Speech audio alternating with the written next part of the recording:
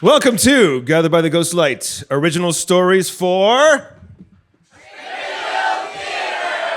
Man, you guys are awesome. And over on the other side of the stage is TJ McSherry, our Foley effects master. I'm Jonathan Cook, your host, producer, and sometimes voice actor on this thing. And man, look at all you guys. Thank you so much for coming out and supporting this. And a big thank you to Chat Noir for giving us this stage and giving us this space to entertain you all. So there you go. Big thank you, Chat Noir Theatre. All right. So here's what's going to happen tonight. We are going to be doing a live recording of a full-length play, and it's going to be a lot of fun.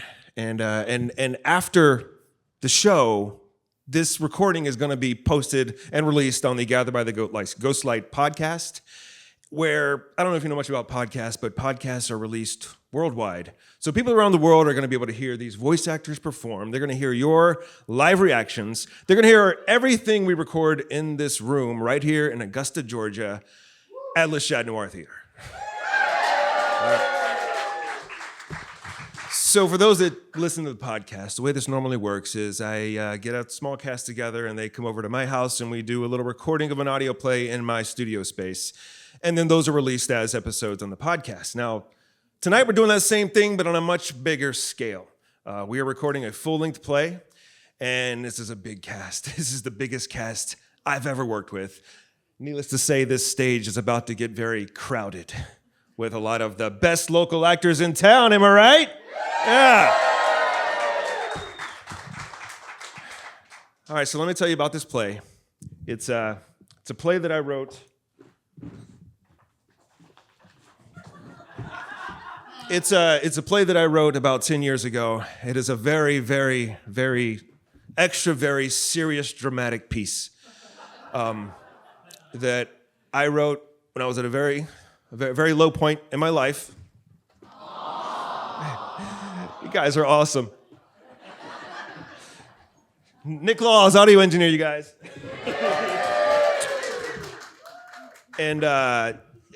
And so the name of this play is KINGDUMB. It is a medieval fantasy. There's this new king in the land, and he's imposed a new mysterious tax on his citizens.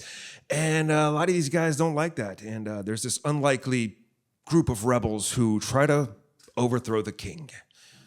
You guys ready to meet the cast? All right. Leader of the rebels is Mr. Corbin Moss, played by Julian Diaz. Up next, Cayly Moss, played by Marian Thibodau. And up next is our youngest member of the cast, the very super talented, most talented person on the stage, Luke Romagnoli.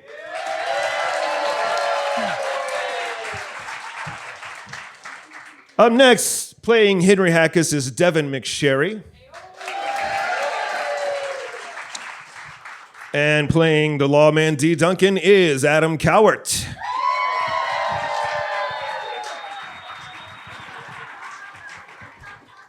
I told you we were gonna have a little bit of fun up here, so. Playing Deke Harvey, the medieval salesman, is none other than Robb Smith, host of Chewing the Fat with Big Rob.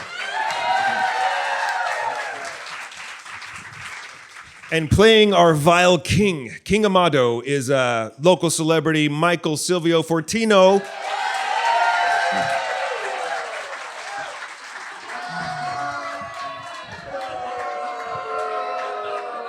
Right? This guy just got done playing Seymour in Little Shop of Horrors at Augusta Players. So go a little easy on him, all right? All right. Next up is our jester of the evening. It's a guy we found during rehearsal. He was kind of just staying out there, and we just brought him in. His name is Chris Bailey.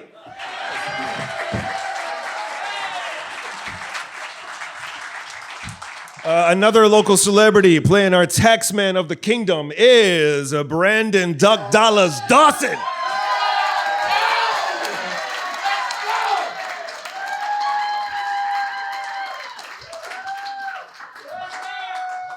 And playing our one of the royal guards is Chelsea Glass.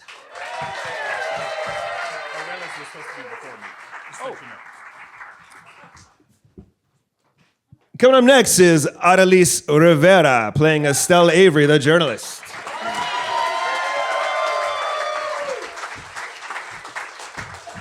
Our mystical mystic of the evening is none other than Eric Odom.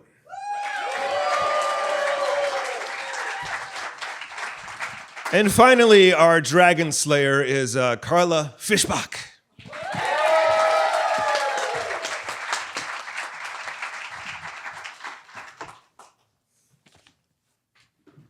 All right, you guys are here for a story, right? Yeah. Sit back and enjoy. Gather around. Let's do this. It's the late afternoon in the main room of a middle-class medieval home. It's clean in the sense that most of the things are in their place. However, there's an unusually vast supply of clocks and pocket watches lying about. A faint clock is ticking. It's heard. Tick tock, tick tock, tick tock, tick tock, tick tock. Cayly Moss and her son Oswaldo sit at the table in the room. They're going over Oswaldo's daily homeschooling routine. The smart kid is starting to get bored, but his mother Cayly pushes on.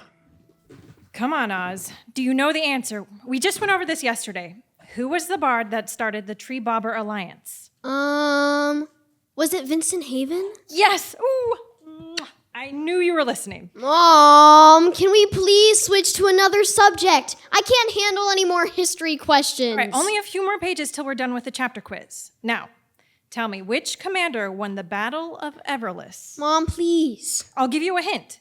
He wore an eye patch, and his name rhymes with Scary Book'n'Berry. What's the point in learning about something that's already happened? What do you mean, what's the point? These are historical events. They helped establish our society and our culture. Well, if these things happened years ago, why should I care? All right, just understand that history is something that's beneficial for everyone to learn. There have been great achievements that have happened in the past, as well as terrible mistakes. Learning about these past events and people enables us to take that knowledge and prepare for things to come. For example, if you went running through a forest and you fell into a ditch that was filled with vile and venomous snakes, you would know never to run that direction in the forest again, right? And I'd be dead. But the people that read about what happened to you will know how you died, and they will learn from your mistake. They'll know never to trot down that particular path.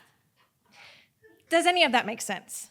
So, you're saying that studying history is all about people in the present benefiting from the misfortune of people in the past?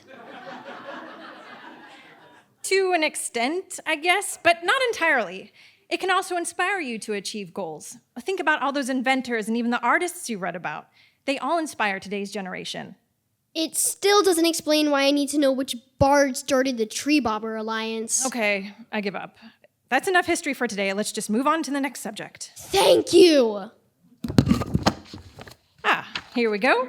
If history is boring you, then how about we dive into this next subject instead? The future. Like that subject is any better. What's the problem? Why is the future a school subject?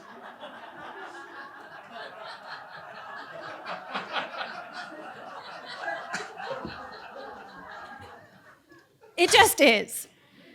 There's no history without a future. Now, I'm not going to waste time explaining why each subject is essential. They're just all part of the curriculum, and I'm required to teach you all of them. Fine. All right, let's see. Last time we finished up chapter 4, the Bright Ages, so begin today reading chapter 7, the Prosperous Fool. Why are we skipping chapters 5 and 6?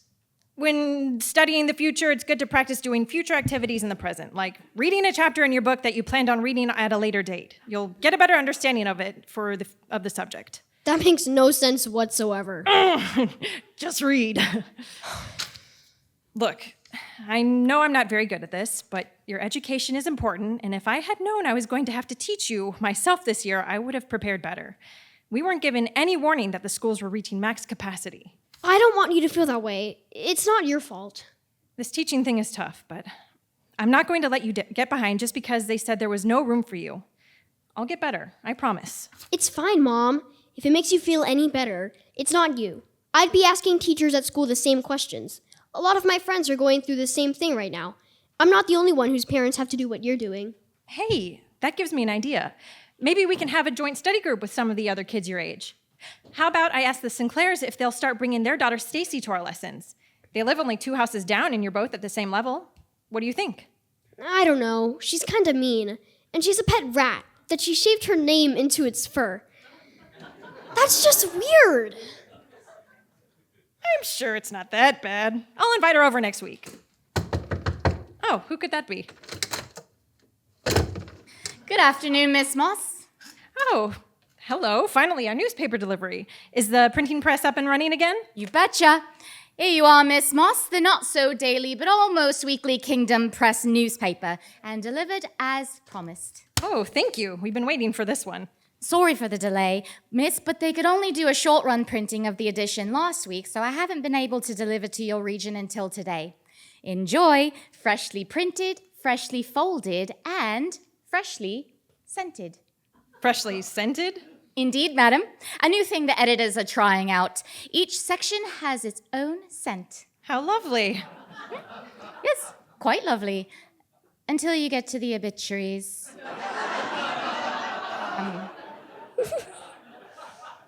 My advice, skip that section. I'll keep that in mind. Thank you.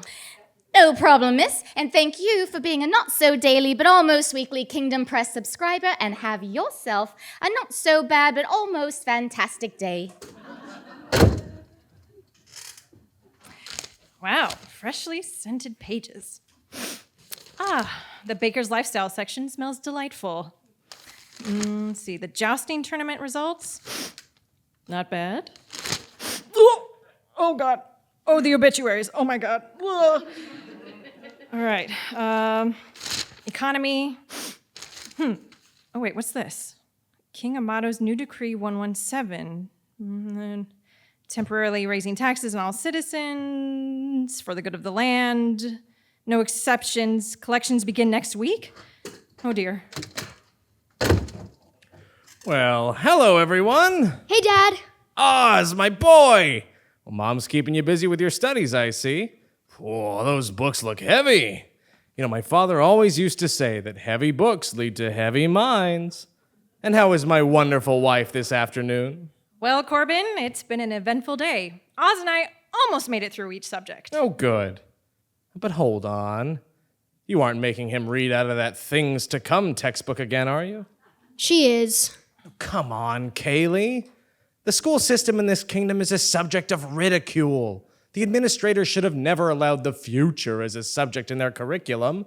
And remember, the lessons that are taught by the king's subjects, and even your own, aren't subject to their approval. So you should just do your own thing and not subject Oz to this subject. I agree.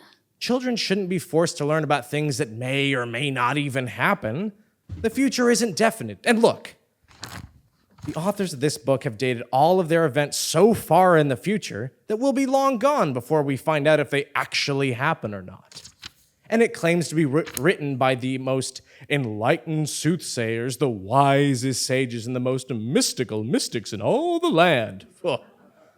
But what makes them so special if they can never prove their predictions? This book is nonsense. Okay, I hear you, but as long as this book is in the curriculum, our son is going to study it. Well, maybe reading it won't hurt anything, but he should at least understand that these are just make-believe, fiction. But, Dad. Just saying. Look, read it and make your mom happy, okay? Waste of time, but okay. Okay, and now I want to share with you both some extraordinary news. You know how last week I talked about making an adjustment to my job title? Yes, I remember you saying something about that. Well, you see, when I first started my business, I was just one of many clock fixers in the kingdom. And business hasn't been necessarily bad, but we've always talked about how it could be better, right? Yes, of course. Well, as of this week, I am no longer a clock fixer. I am now the kingdom's one and only time repair specialist. Fancy change. I like it. Has it affected business? Has it affected business? You hear that? I would say that this proves that it has. I get customers all day long, Cayly. All of them wanting their time repaired and all of them wanting a specialist to do it.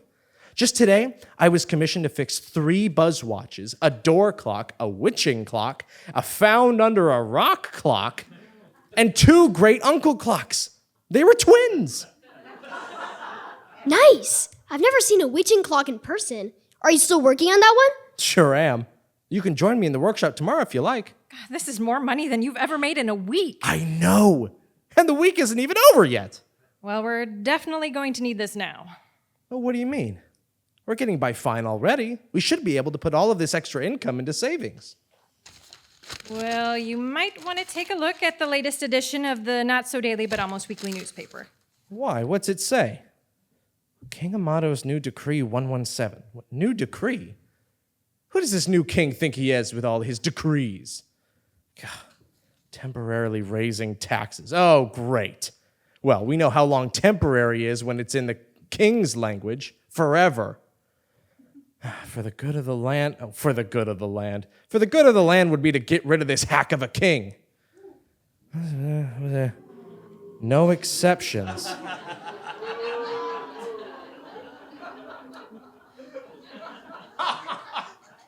No exceptions. Collections begin next week. I can't believe it. For once, I take the initiative to better ourselves, and it's going to amount to nothing because my extra earnings will all be going to this new tax. And think about what this will do to the economy. My customer traffic will diminish for sure. Who's going to spend money on getting their clocks fixed when they know there are new taxes to be paid?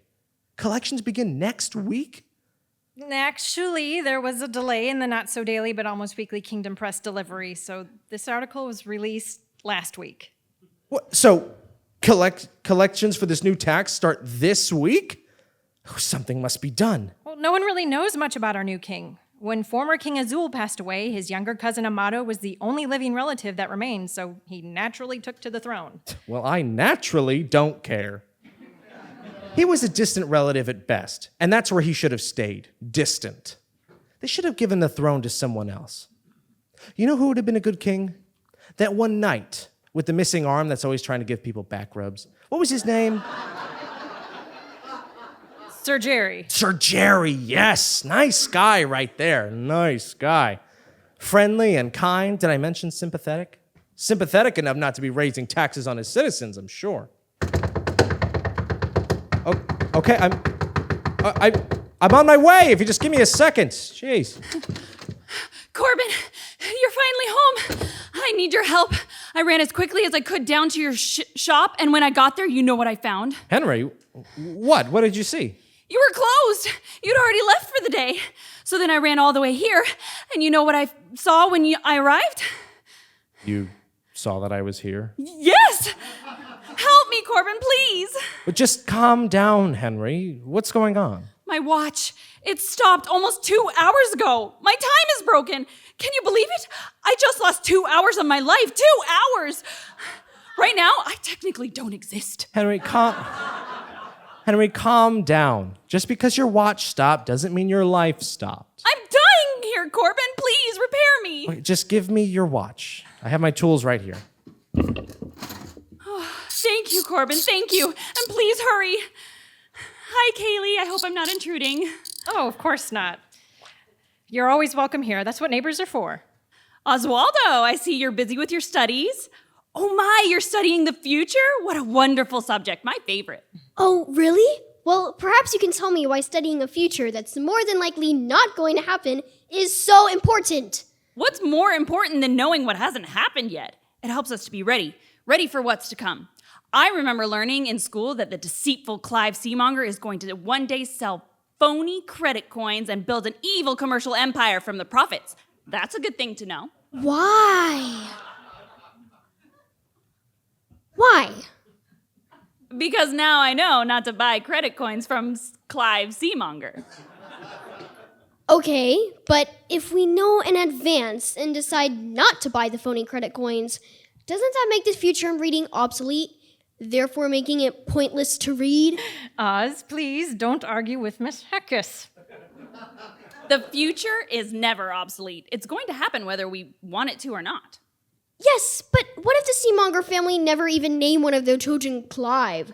I'm just saying there's no guarantee that it's going to happen the way it's stated in this book. I've never known a textbook to lie. They wouldn't be in schools if they lied.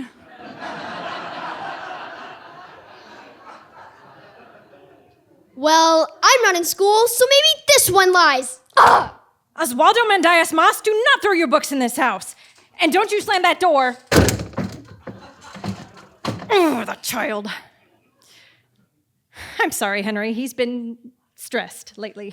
It's okay. So am I. I wonder.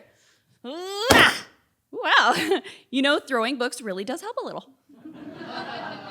All right, Henry, I got you all fixed up. Here. Oh, thank you, Corbin. Thank you. How much do I owe you? You saved my life. Don't worry about it. You're a friend.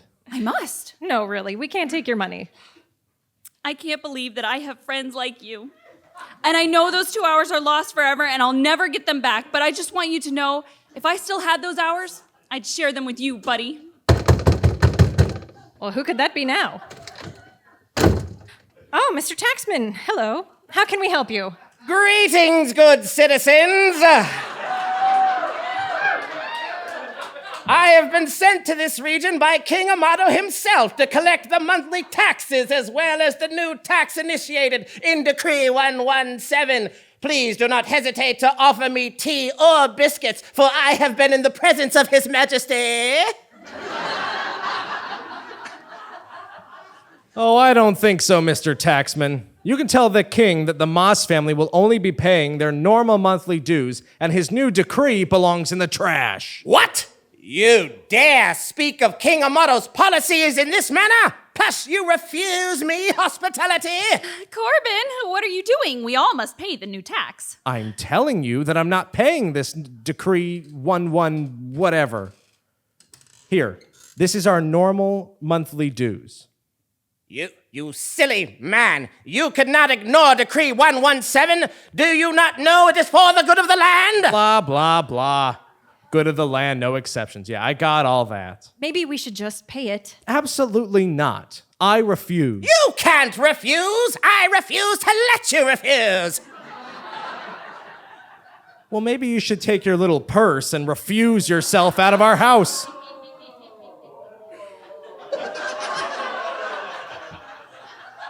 I refuse to let you talk to me in this way, and how dare you insult the royal tax-collecting satchel? Here, Mr. Taxman, I'll pay it. Take this. No need for all this refusing. This should cover the new tax for my friends. But what are you doing? Give me that.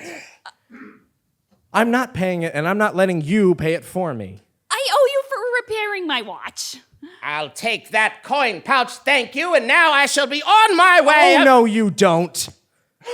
Hey, give me that back! Henry, that's not the point. The point is that I don't want this new young hack of a king to feel like he can just create new taxes whenever he feels like it. You call King Amado a hack? I refuse to hear this. You, sir, are not worthy to live in this kingdom.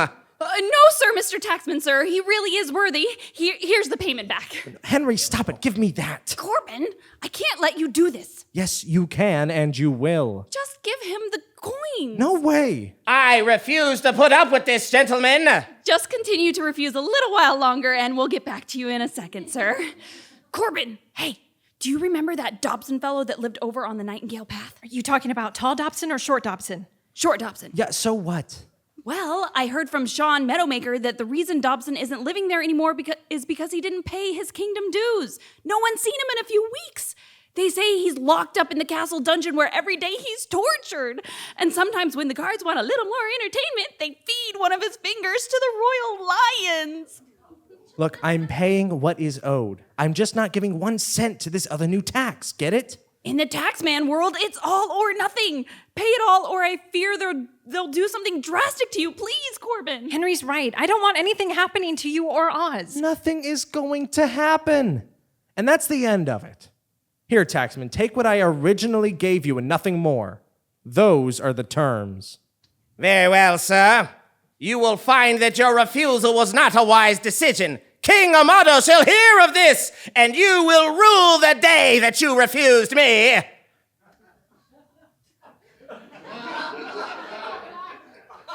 Are you...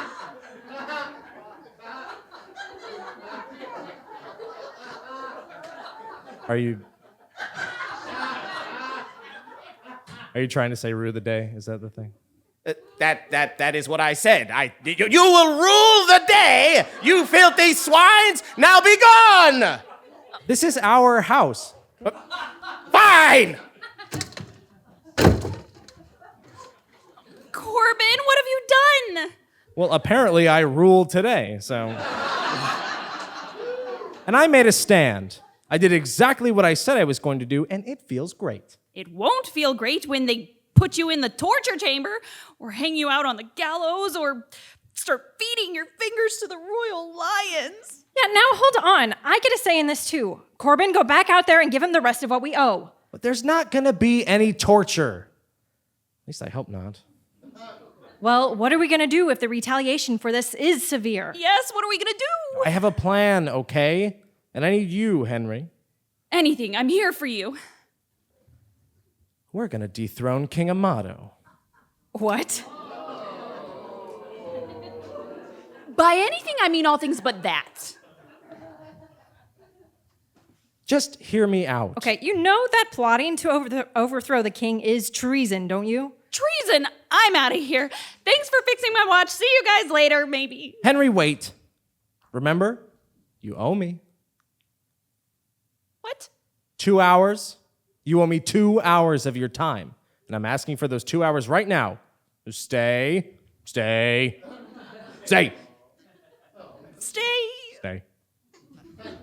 I suppose I could stay a little while longer. It was actually 1 hour and 47 minutes, though, not a full 2 hours. Okay, just stay and help me for the next hour and 47 minutes then. And then you can leave. What are you gonna have me do? This King Amato, he's new, right? There can't be that many people that support him. So technically, I'm thinking we already have the advantage. And his demand for the citizens to give him more of their hard-earned money from their pockets might be a useful tool in pulling other people to our favor. What we need to do is recruit others. We need a team. Well, that would certainly take the focus off just you if you had others to support you. Who do you have in mind? Oh, I don't like this. I don't like this one bit. It's too risky. Just help me think for a moment. Better be quick. There's no telling when the guards will be here to take you away. Well, so far we have 3, me, you, and Henry. I'm only temporary. Well, let's figure out what other strengths we need to fill in the gaps. Oh, how about we start writing down a list? Yes, good idea. Okay, to start, I think we need someone who's familiar with all the laws of the land. And I mean every law, every decree, everything. There may be a way to put King Amato out of power with little effort. Maybe he's already broken a legacy law or something that can remove him. Oh, you're right. Something like that happened to Baron Salamander in Floridia years ago. And there have been so many laws passed over the years that a lot of them have been forgotten. I bet if we found someone who was an expert with the laws, we might be able to find a loophole that could end King Amato's reign. D. Duncan. But who in the land is that knowledgeable with the laws? This is going to be tough. D. Duncan. Oh, Willie Schumann. He used to study a lot. He went a bit mad though, right? Last I heard, he was paranoid an elf was trying to steal his brandy. D. Duncan. Well, that guy should be staying clear of alcohol anyway. No, Brandy, his wife. Oh. D. Duncan. D. Duncan is the man you want. Now, why are you stuttering? I'm not. First initial D. Last name Duncan. D. Duncan. D is the best. He knows everything. If there's a loophole, the D can surely find it.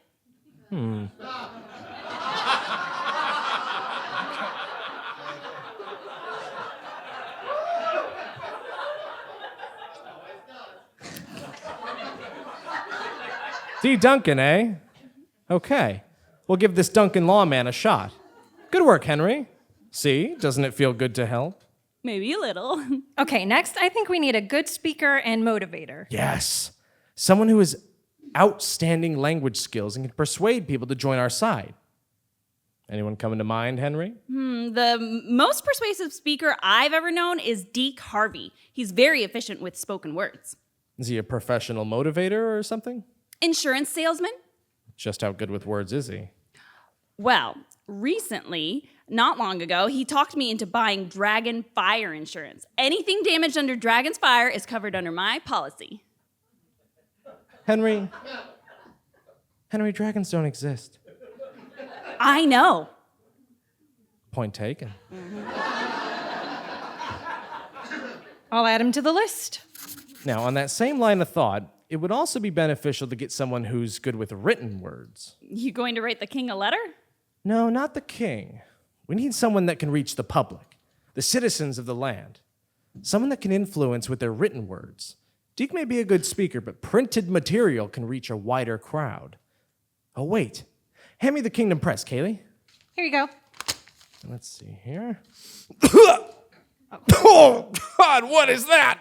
It smells like a sour, rotting corpse.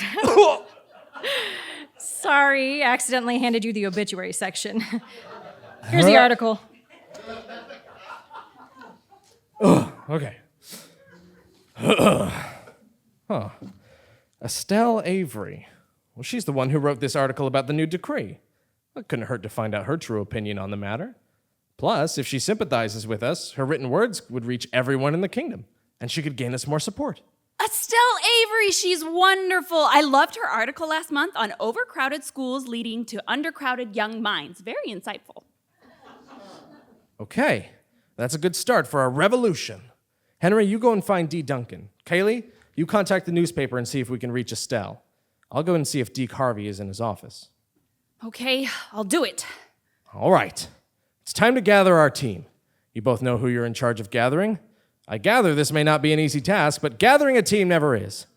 Gather them up and we'll all gather back here. Once we all return, we'll have a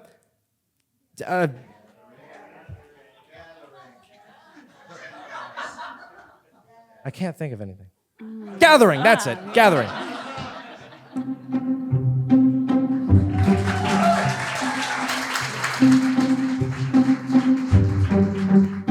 The trio went off to build their team to start the revolution.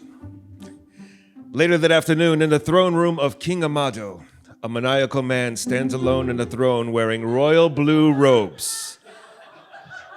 A wildness in his eyes. A slither in his step.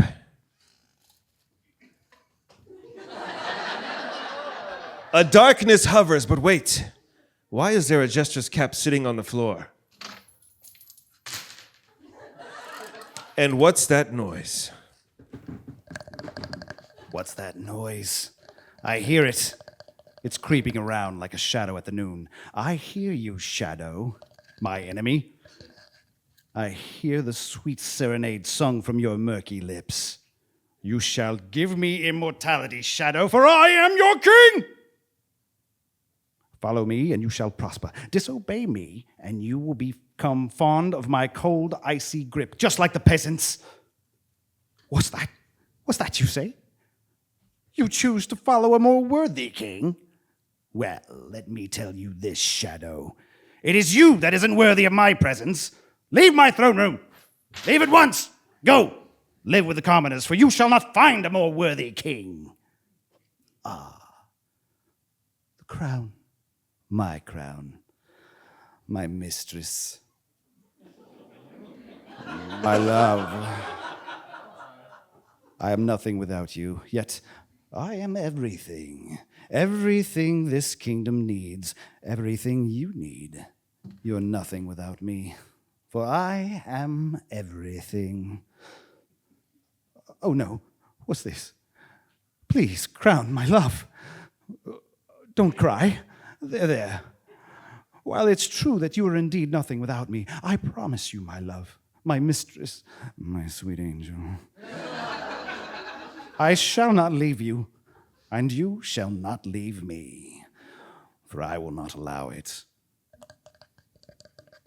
Did you hear that, my love? He's back. Is that you, Shadow? Are you still here? This shall not take long, my dear. I can hear you breathing, Shadow. I take your return as a sign of loyalty.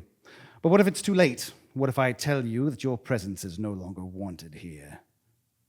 Mercy?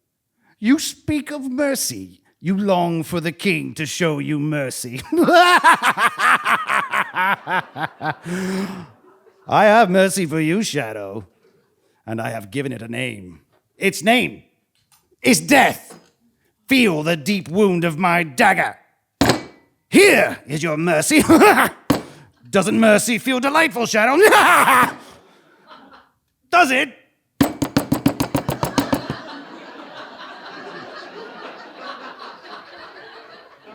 What have you done, Shadow?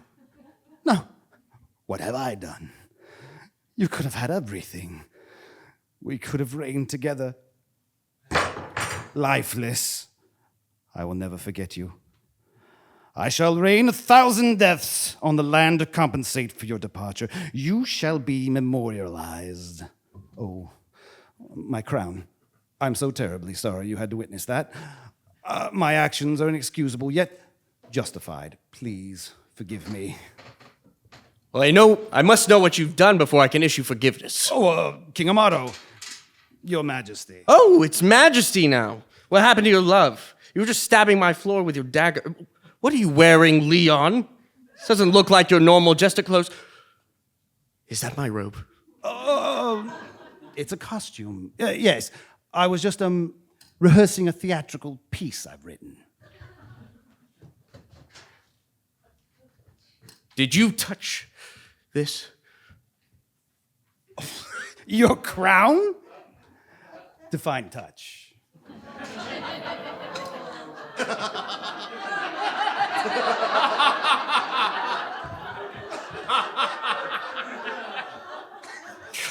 It doesn't matter. I have an assignment for you. Yes, Your Majesty. Take this letter across the river to Werner. Give it to the project manager. Make sure everything is going as planned. If something doesn't look right according to the designs I showed you, let me know immediately. Sure thing, Your Majesty. And remember, this project is to remain a secret for now. Is that clear? Of course. Good. Now go. Oh, but first, tell me a joke. A joke? Yes. Any joke. You're a jester. Say something funny. How about I do a funny little dance instead?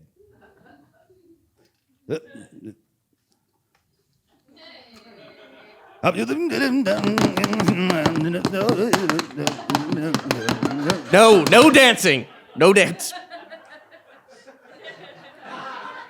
I said a joke. Okay, a joke. Oh, actually, I have a joke to tell you instead. You tell jokes, sir. Why not? You are my jester, and people call me Majesty.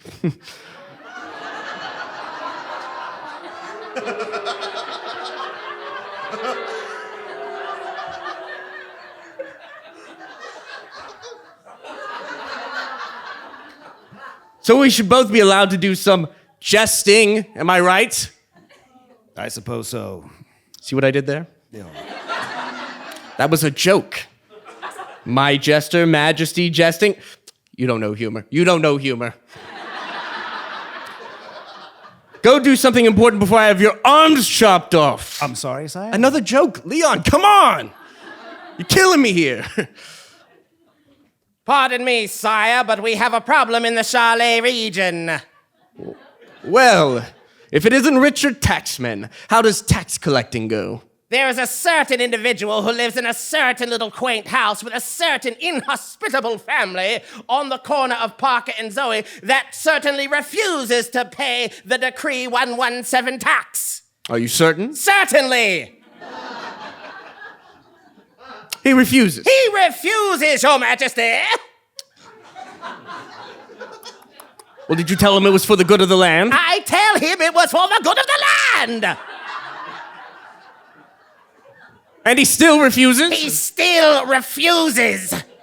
I have never seen the likes of this kind of refusing in all of my lives! Who is this certain individual?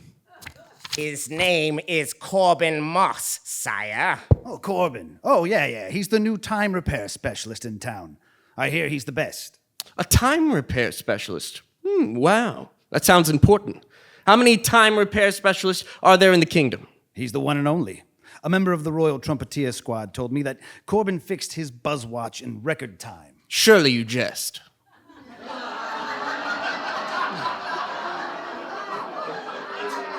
I do, sometimes, but not about this. This man monopolizes the time repairing industry. He's obviously profiting from his business and still refuses to pay the tax. Interesting. Make your rounds across the next region on your route. On your way back, visit Mr. Moss again. Tell him that the palace has decided to extend him another opportunity to pay the new decree tax. But, Your Majesty, the deadline has passed for the Charlet region, and Corbin has missed it. We cannot extend his deadline. Who says? The king, of course. And who's the king? Right. Well, what I mean to say is that in the past, the palace has never extended tax deadlines. The history books may show that the standard monthly taxes are never extended, but what do they say about the new Decree 117 tax? Well, nothing that I'm aware of, Your Majesty. And has any sage or mystic ever said anything about Decree 117 when they foretold the future? Not to my knowledge. So what's stopping me from extending the deadline? Nothing, I suppose, but this Then man- I suppose you should stop by and make another request for the tax. And if he refuses again? And if he refuses again, then it will be known that you, Richard Taxman, are not a very good tax man.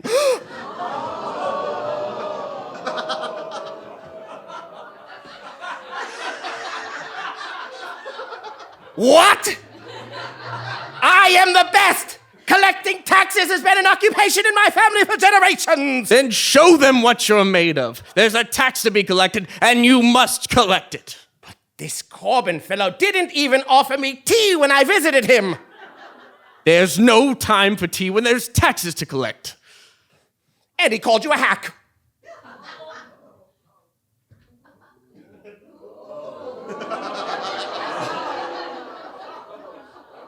What does that even mean? I'm not quite sure.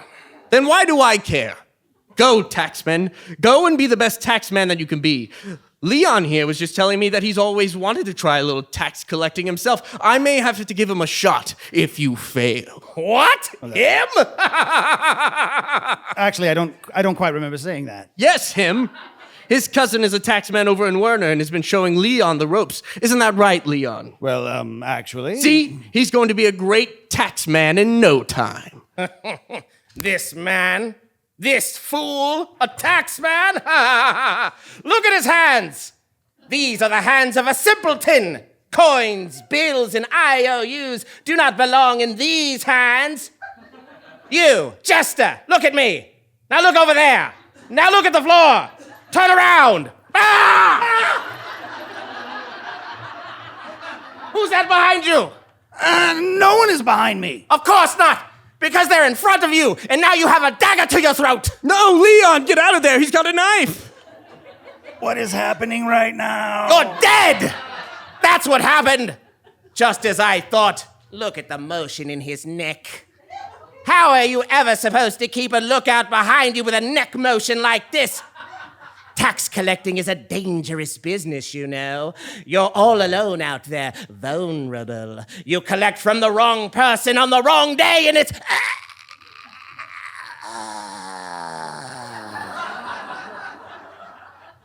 Window shades. Window shades. What Dead! Here, hold this satchel. You have the strength of a hairless cat. There is no way you could ever carry your collections across the region. You do not belong in the tax-collecting world. Then go then, taxman. Show the kingdom you mean business. Do you see this satchel? This satchel belonged to the cousin of my great-great-great-great-grandfather on my mother's side, and I've inherited his legacy. You shall have your tax, sire. I will see to it.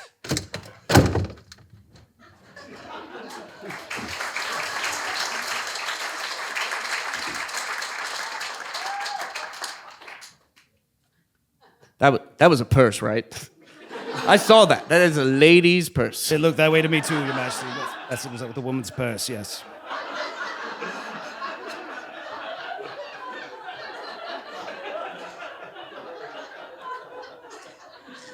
Well, okay then. Leon, Yes? the letter I gave you, take it to Werner. Go. Oh, right. I'm Leon. on it. Yes. Don't forget your dagger. Right. I've been wondering where that's been. And Leon, Yes, Your Majesty. never touch my crown again. course. Off you go.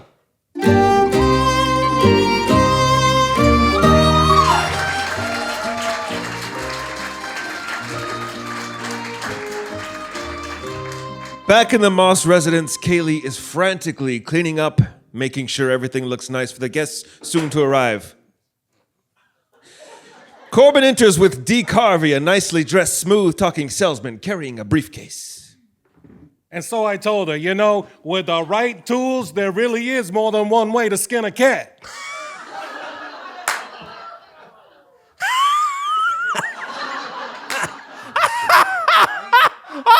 Oh my God!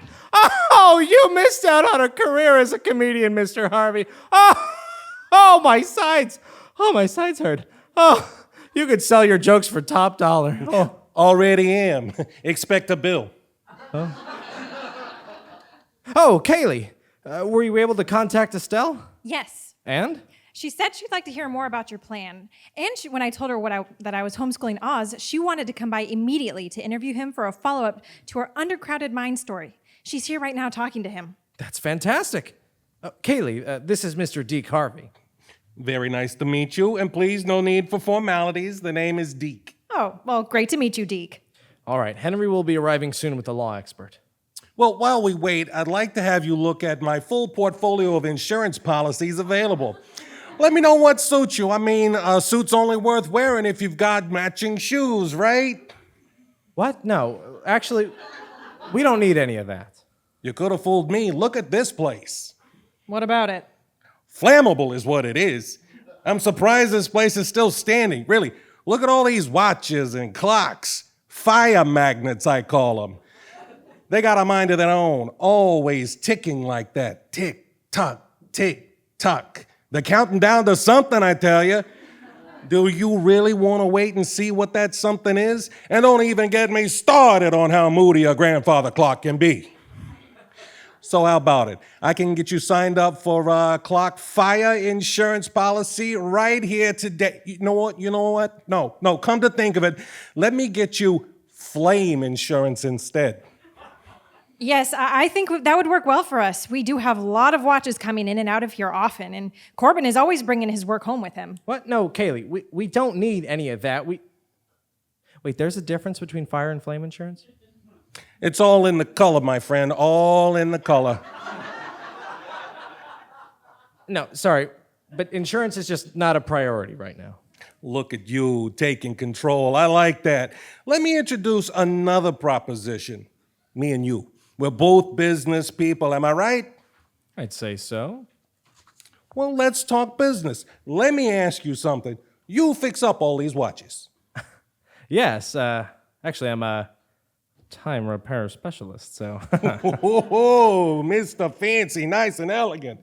Okay, Mr. Moss, I'd like to make a deal. I'll help you with your plan to get rid of our foul king, and in exchange, whenever you fix up a watch, you do a bit of cross-selling and direct your customers to me for some watch insurance.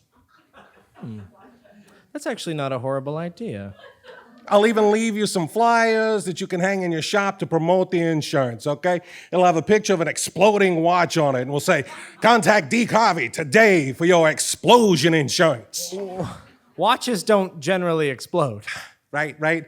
I get it. Careful communication, my mistake. Contact Deke Harvey today for your rapid disassembly insurance. But no, you'll have to cover more than just explosions or rapid disassembly.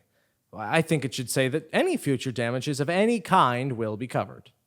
Past, present, future. Time is irrelevant when everywhere you go, all you see are dogs hungry in the streets.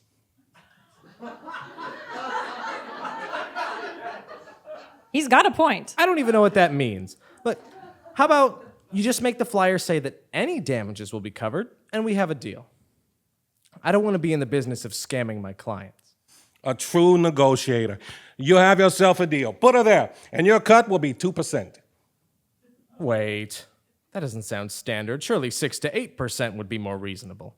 Naturally, but if you're only wearing one glove, how do you plan on keeping both your hands warm? Come on, put her there. Well, I guess that makes a ton of sense. Hey, wait a minute. Come on. Hey, you are good. Henry was right. How do you do that? Okay, Corbin. I did what you said. It wasn't easy since he's a bit of a local celebrity, but here is the D. Duncan, librarian of the Charlet Law Offices, and I can vouch that D is the best in town. He knows every law, every decree.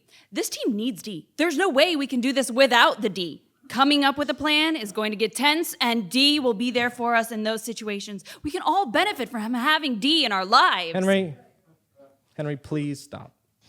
Please, just call me Duncan. Oh, you know, my Aunt Frances used to like to go by her last name as well. Duncan is my first name. Your name is Duncan? Family tradition. He comes from a long line of Ds.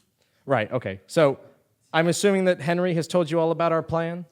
You want to remove King Amado from the throne and do away with this new tax? Exactly. Whoa, Deke Harvey, good to see you, buddy. Oh, hey. You? Henry. Henry, right, of course. How are the kids? I don't have any kids. Of course not. I just mean like in general, you know, how are the kids everywhere? They're all good, I guess. Well, Henry was telling us how you sold her dragon fire insurance a few months ago. In very high demand this season. You got a package deal with that, correct? Yes, sirree, I'm very pleased. Package deal? What else did that include? He sold me the color blue. A blue what? The entire color. It's mine. I own it. That was a steal, I might add. Yeah, clearly. Such a smart boy you have there, Mrs. Moss. Oh, well, I don't really have any teaching experience, but I'm doing my best. I am impressed. You're really making him think outside of the box. Doing away with the future textbook is such a bold move. How do you think the authors would feel if they knew of your non-traditional teaching techniques? Did Oz say that we were getting rid of that subject? Yeah, it's bloody brilliant. Oh, well, thanks. Estelle Avery. I'm Corbin, Cayly's husband. Corbin, I want you to know that I am with you 100%. I miss our old king.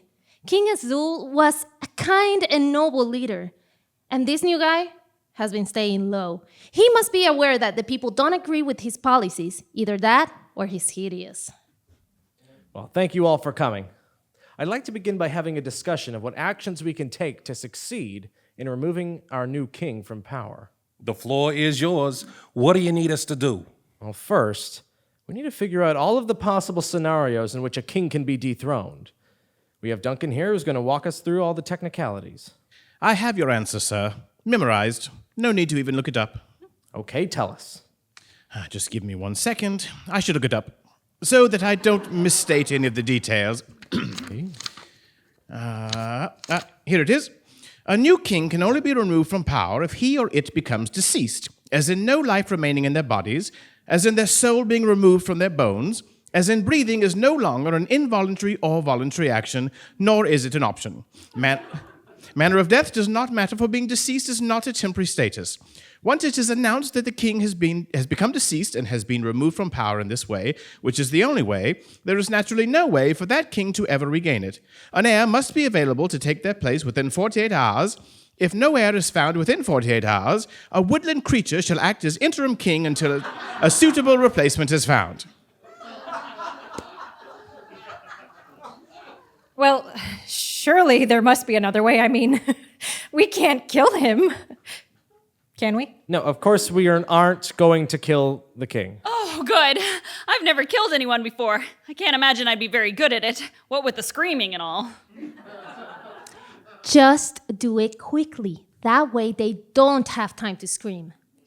No, I mean, I'd be the one doing the screaming. Wait, Duncan, what was that last bit? The part about the woodland creature? No, not that. There was a bit about there being no way for a king to regain his title after he loses it. Once it is announced that the king has been removed from power in this way, which is the only way, there is... That's it. We can work with that. What are you cooking up, Corbin? Once it is announced that the king is dead, he can never regain the throne. Okay, but that still involves murdering him, right? Only slightly. What does that mean? All we have to do is stage his death. It doesn't have to really happen. It doesn't? Not at all. Tell me something, Estelle. How long would it take to get an article out to the public announcing the king's death? Well, if I stamp it as breaking news, I can get a statement to our printers. No time. Okay. So if we can make it look like the king is dead, if only for a moment. Oh, and then you want me to write an article announcing he's dead. Yes! And once announced, the king can never regain power. It's brilliant. But how do we make it look like the king is dead? We need some type of proof. She can't just publish an article with no proof. Can't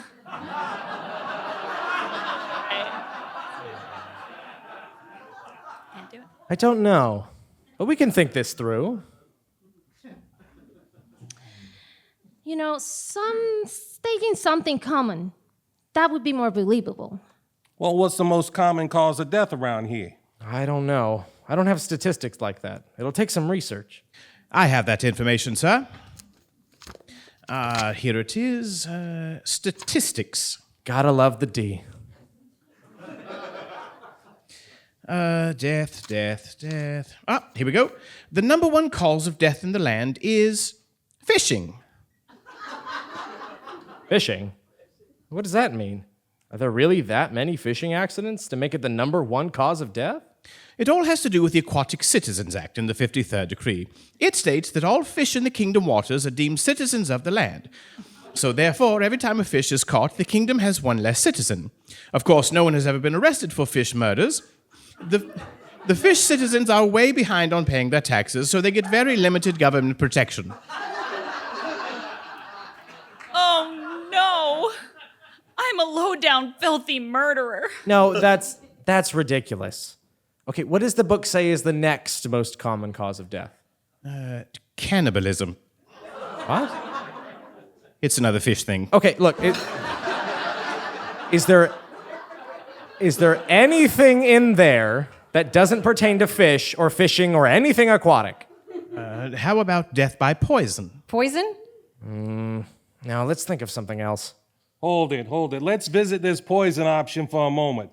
I know a guy who knows a widow who knows another guy that used to be good friends with an amateur alchemist who knows how to create a formula that, when drank, will make you appear dead for 24 hours. Does it really work?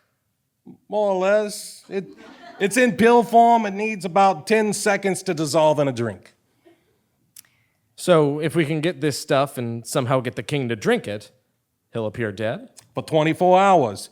And the guy owes me, so I can get it cheap. Okay. Well, that might be the best idea we have for now, so let's work with that. But how do we get King Amato to drink it? Leave that to me. I have a publicist pass. I can tell them that I am in need of an urgent story, and I want to do a piece on the king's wine collection or something like that. Surely, he'll offer me a sample, and I'll just refuse to drink unless he joins me. Then I can slip it in his glass when he's distracted. That's good. The king does have his own winery, so that's not a bad idea at all. It's great. It's believable. It's perfect. But it's also very bold of you, Miss Avery. It'll be risky to attempt poisoning his drink while you're in the palace. Just remember, it takes 10 seconds to dissolve. Excuse me, I agree that this is a huge risk, and before we go any further with this plan, I'd like to present the option of visiting a sage before we partake on this mission. Why would we want to do that? Because a sage will know if this plan is going to work. We would save ourselves a lot of trouble if we already knew ahead of time if the plan was going to succeed or not. Henry, listen to what you're saying. Are we really going to visit a sage? I've never met a real sage before. This is tremendously exciting. No, we're not going to visit a sage. Well, I don't think I can be a part of this unless we visit a wise sage first. Just take him to a sage. What could it hurt? Okay, Henry, fine. But find one that lives close by so we can get moving with the plan. Deke, you work on getting the pill while we're gone, and bring it to Estelle. All right, scoundrels! I have returned by the request of His Royal Majesty! He has compassion and is willing to give you another chance at paying your Decree 117 tax. Do not hesitate to invite me into your home and cook me a fine dinner, for I have been in the presence of His Majesty. Roasted duck is preferred, but smoked salmon with a side of toasted baguettes would be acceptable. Look, I've already told you we're not paying this new tax. What is going on here? I hope you're all here to talk some sense into this foolish man. Actually, they would like to be reimbursed for paying this new tax. How dare you touch my satchel! Give it back! Here, everyone, if you've already paid, then reach into this purse and take your portion back, and not a coin more. This is outrageous! Get your disgraceful, grubby fingers off my satchel! King Amato will hear of this! You sure about that? Are you threatening me? No. I refuse to hear this! No threats. But do you really want King Amato to know that you were just robbed by a couple of commoners? And that someone besides you touched the royal tax-collecting purse? You will not get away with this, I tell you. I do not feel sorry for the punishment coming your way. Deke, do your thing.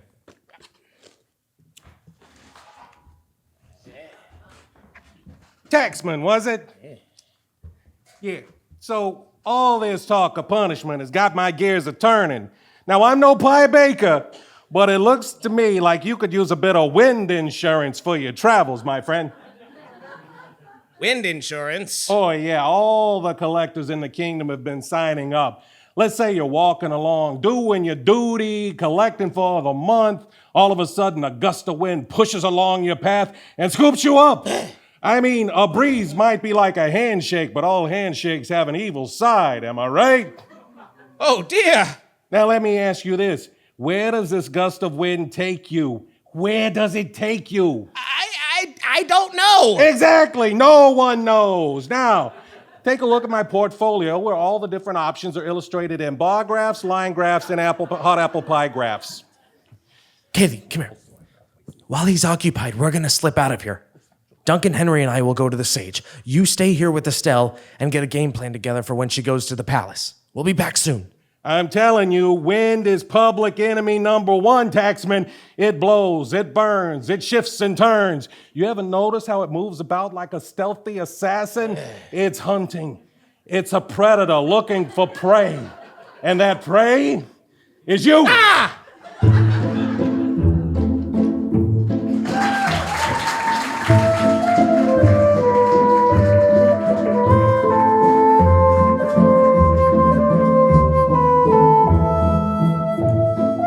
Back in the castle, King Amato admires a canvas resting on an easel. Two trusted royal guards, Ebenezer Bellywax and Herman, are standing across the room awaiting command. You there? Are you referring to him, sir? No, he was clearly talking to you. Didn't you hear the way he said you and there? The inflection in his voice on the word there was a clear indication that he was referring to the spot you are currently standing in. I heard no reflection in his voice. Oh, all you ever want to do is argue. Both of you, come here and look at this new design. Are you referring to us, sir? Oh, forgive my colleague's outrageous behavior, sir. Hey, I have no raging behavior. I'm quite civilized. Both of you, shut up. Now, look at this canvas and tell me what you think. Oh, sure thing. Oh, yeah. It's nice. Yeah, it's nice. I like the greenish green in the pattern there. I have seen that type of green before. I have. I mean, it's got green qualities, but it also has this wavy shade of green in it. What kind of green do you call that, sir? It's green. It's just green. What's happening right now? You don't have anything else to say about it other than you like the green? Well, What's that on top of it? Is that some sort of ranged weapon? A weapon? Yeah, you stand right here. You tilt your head like this. Yeah, it looks like a catapult of some sort. or a crossbow? I know, this one's too big to be a crossbow, you nitwit. Well, I meant a big crossbow. Oh yeah, it could be a big crossbow. Yeah. Well, very big. No, it's not a crossbow. Ah, see, told you it was a catapult. No, it's not a catapult either. It's not a weapon of any sort. How do you know, sir? Because I designed it. This is the blueprint of the secret project I've been telling you both about for weeks. We're building this. It looks like a mighty powerful weapon you're building there for yourself, sir. He's already told you it's not a mighty powerful weapon. Why don't you ever listen? It's a secret project weapon. Oh, right. No, it's not a weapon. I've already said this. Are all the castle guards like you two? I really hope that both of you are just anomalies to the human race. You say we got animals running around about, sir?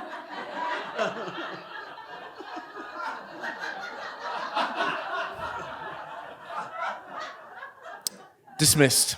You're both dismissed. Go away. Is there anything we could do for you before we leave, Your Majesty? Just make this moment end, please. Sure thing, Your Majesty.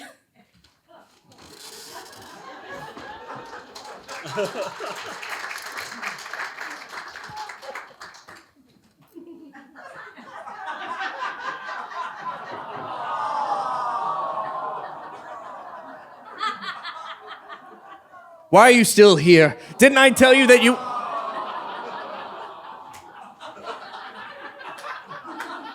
Enough.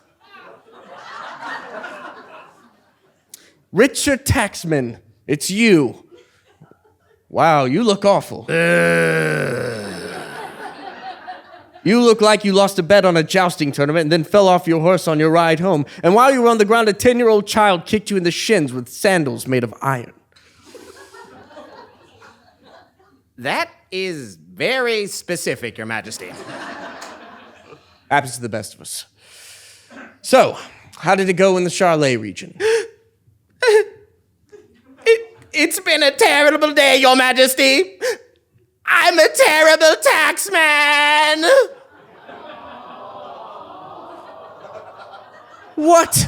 No. I tried, King Armando, but they just continue. Thank you. They just continue to refuse. And this Corbin Moss fellow, he touched my satchel. He pulled it, and he ran his fingers all through it. And then he gave it to his friends, and they all fondled my satchel as well. It was a disgrace.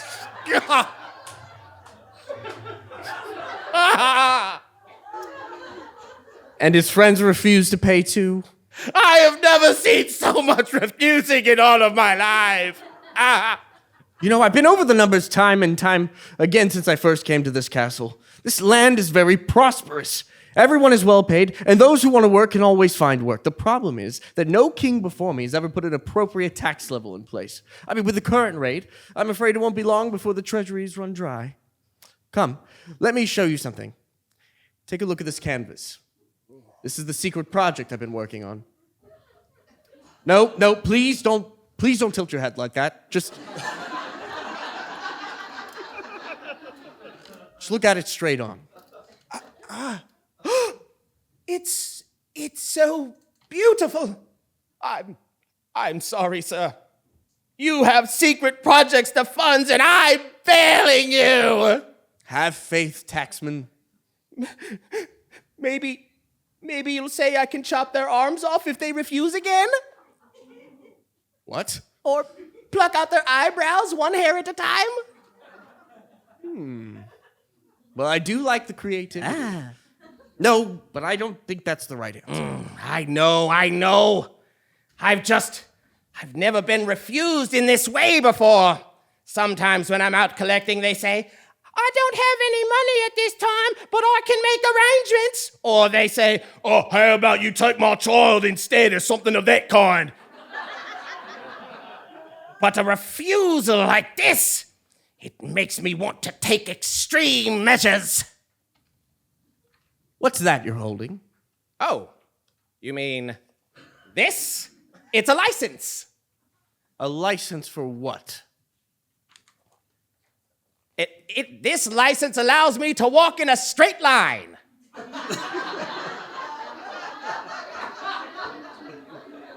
What? Aha, I know what you're thinking, but the way he talked, it made it sound like it would help me with my job. So I purchased this straight line travel license from him. From whom? Deke Harvey. He was at the Moss residence when I returned there. One moment they were all refusing, and then I'm not sure how it happened, but the next thing I know, Harvey had talked to me into buying this license, wind insurance, satchel insurance, and car insurance. I don't even know what a car is. I'm wondering if this Deke Harvey has a license himself. I think he does, sire. He looked like the type of man that walked in a straight line often. No! I mean a license to sell insurance. Did you ask him if he was certified to sell? I didn't think about it. Well, if he isn't, then you will be entitled to all your money back. Really? That would be wonderful! Although, his rates weren't all that bad if I... Taxman! Sorry. You're absolutely right, sire. I want you to check up on Deke Harvey's credentials. If the Moss family and his friends in the Charlotte region do not submit what's due by the time you return, I will begin arranging their arrests. As you wish, sir. Enough.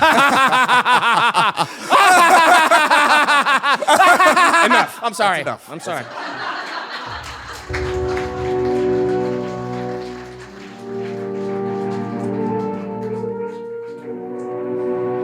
Oh, man. Richard Taxman, the taxman of the kingdom, did just as the king ordered. He continued on his trek collecting taxes from the citizens. Meanwhile, Corbin, Henry, and the D went looking for a sage. The interesting thing about sages in this fictional world is that, according to the Veteran's Guide of the Mystic Mandate, sages, mystics, and soothsayers must have a particular look. For one, they must have a staff. Wooden is preferred, but as long as it's shaped like this, it'll work. Second, a mystic or sage must always have a long, flowing white or gray beard. Our sage tonight will have a white beard. Nope, doesn't spell. It's brand new. We have not been using that all week. Lastly, a sage must wear a long, flowing, lavish robe, very elegant, designed, crafted from the best craftsmen's. A robe that, dude, that's a bathrobe. So according to this fictional world, sages must wear gray bathrobes. And that is what our sage will wear tonight.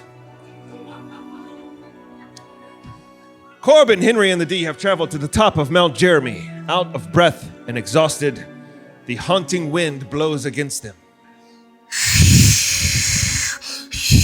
A little too much wind. Little too much. Bring it back a scotch. The wind fades, and then our trio continues. Henry, I thought you said this place was close. His office should be right around here somewhere. I hope he's home.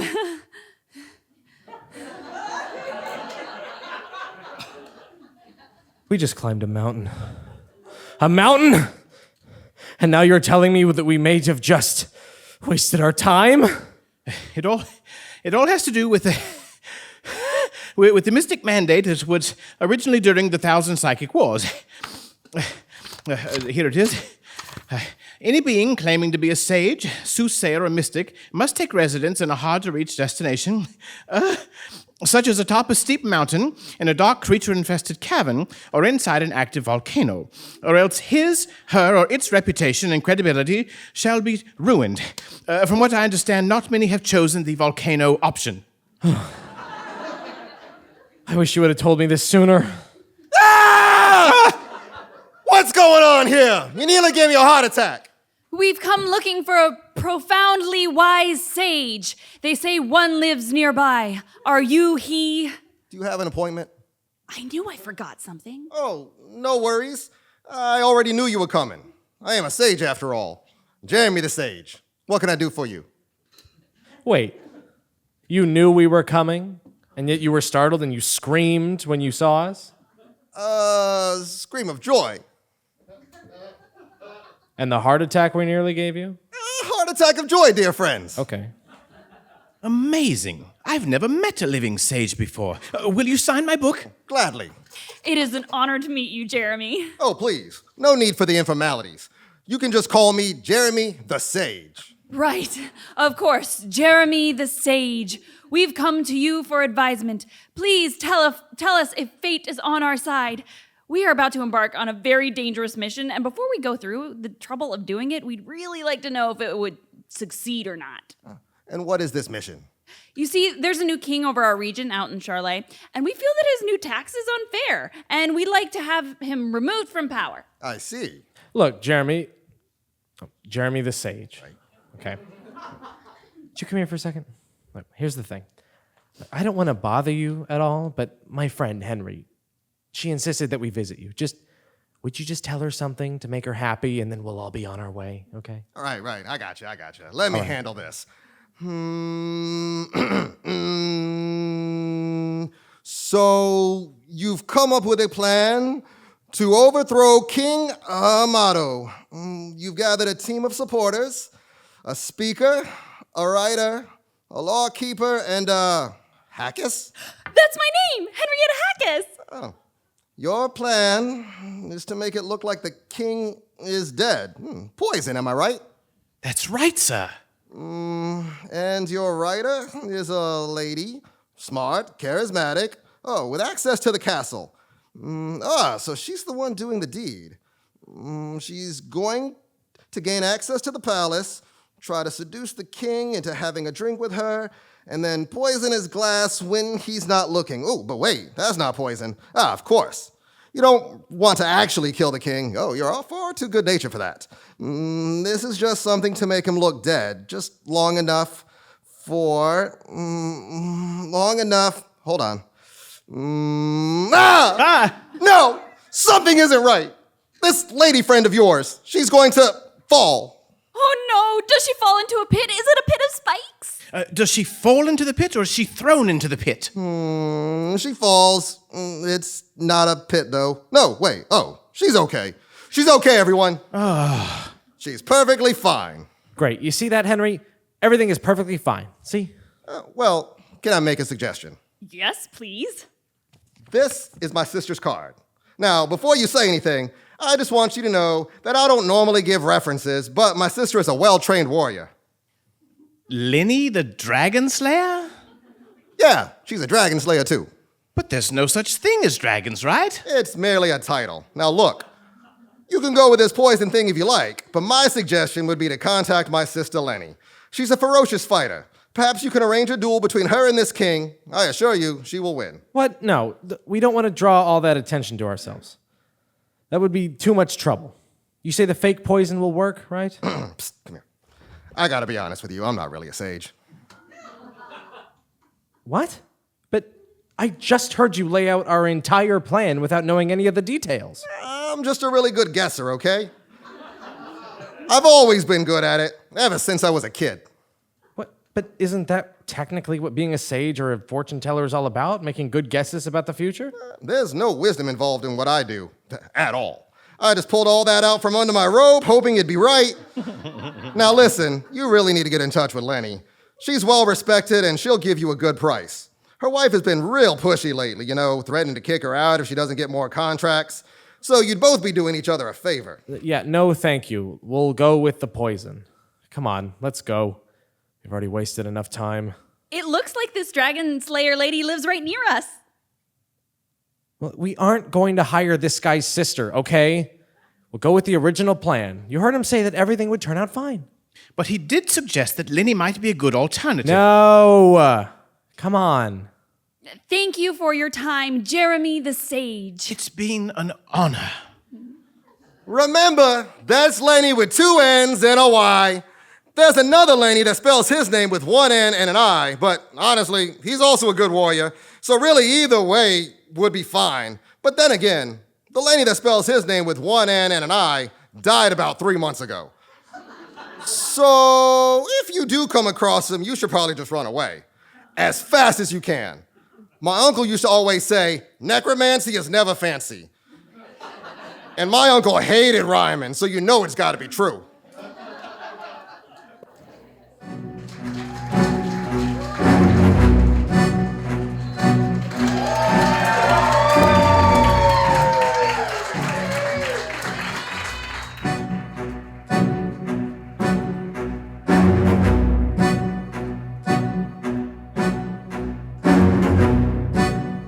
Back in the throne room of King Amado, guard Ebenezer Bellywax is standing with Estelle, who is pacing nervously. There's an awkward silence, and then King Amado's very excited about this, miss. Oh, wonderful. Yeah, he told me there's only 3 times in your life when you're guaranteed to have your name in the newspaper. When you're born, when you get married, and when you die. Indeed, indeed. So he certainly takes advantage of opportunities like this, you know, where he doesn't have to die or get married. He's even more excited about this than the secret weapon project he's currently building. What? He's building a weapon. Tell me about it. Oh, well, it's got these greenish areas along the sides with various like shades of Now, wait a second. This is a secret project. I'm not supposed to be sharing that information with you, Ebenezer Bellywax! You filthy thief! You guilty little squirrel-witted dung chaser! Have you gone mad, waving your arms about like that? Can't you see we have a guest? I know it was you. Me what? I had a full plate of scones sitting in the break room and you stole them. Oh, I did no such thing. Wipe those lies off your lips, you baboon-faced bandit. How dare you? I said what I said. I said I didn't do it. Oh, yeah?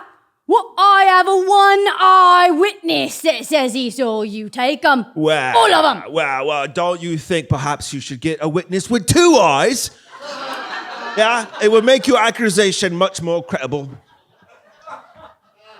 Well, I also have some pretty suspicious evidence against you.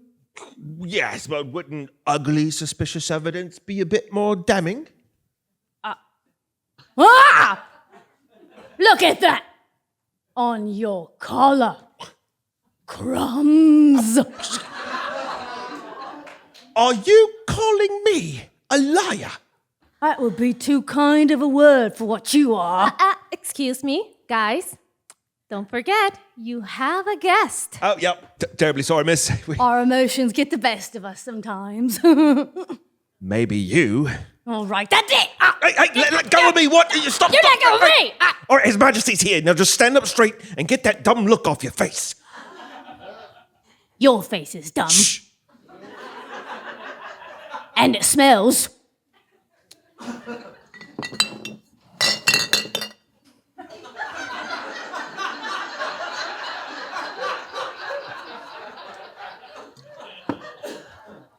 Miss Avery, what a thrill it is that you're here. When they told me you wanted to do a story in the King's Wine, well, I must admit, at first I took offense. I thought they meant wine like I'm a big whiny baby or something. But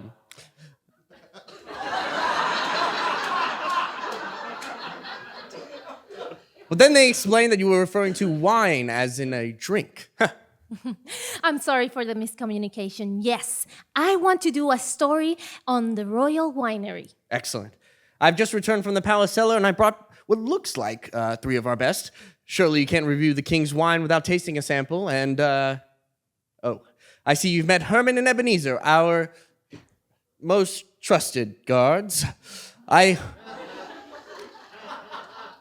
hope these 2 were good company in my absence. Yes, a very spirited duo there. Thank you, sirs. You're dismissed. She called us spirits. What do you suppose she meant by that? Oh, you probably frightened her with all your arm waving.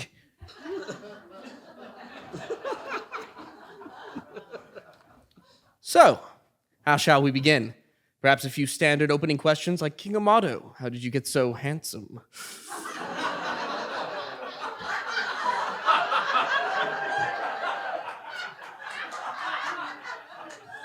Or what will it take for me to receive a kiss under the waning moon? I beg your pardon? Oh, you can come off it. It's just the two of us now. This is an interview about the winery. The King's Winery? You really want to continue with such a silly charade? I know why you're here. You do? Miss Avery, you're not the first lady that has deceivingly made her way into the palace to try to win my charm. I'm afraid good looks can be such a burden sometimes. You're mistaken.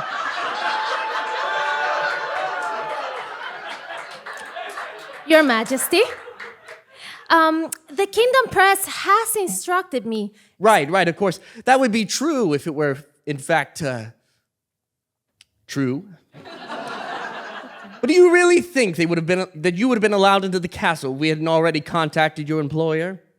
They know nothing of you coming here. The King's Winery? No doubt a fine subject, considering it hasn't been covered in years, from what I understand. But there's a reason for that. It was shut down because too many of the workers were drinking on the job. What are the odds, right? I see that you're a man of great intellect. You figured me out. Ah, there it is. There's the truth. And you know what? The truth is attractive. I like you, Miss Avery. Oh, yes, and I am very fond of you too, King Amato. The wine interview was just a clever ploy to get you to share a drink with me. Well, clever doesn't seem like the right word. That implies your plan worked. In a way, it did. You are going to share some of your bottles with me, right?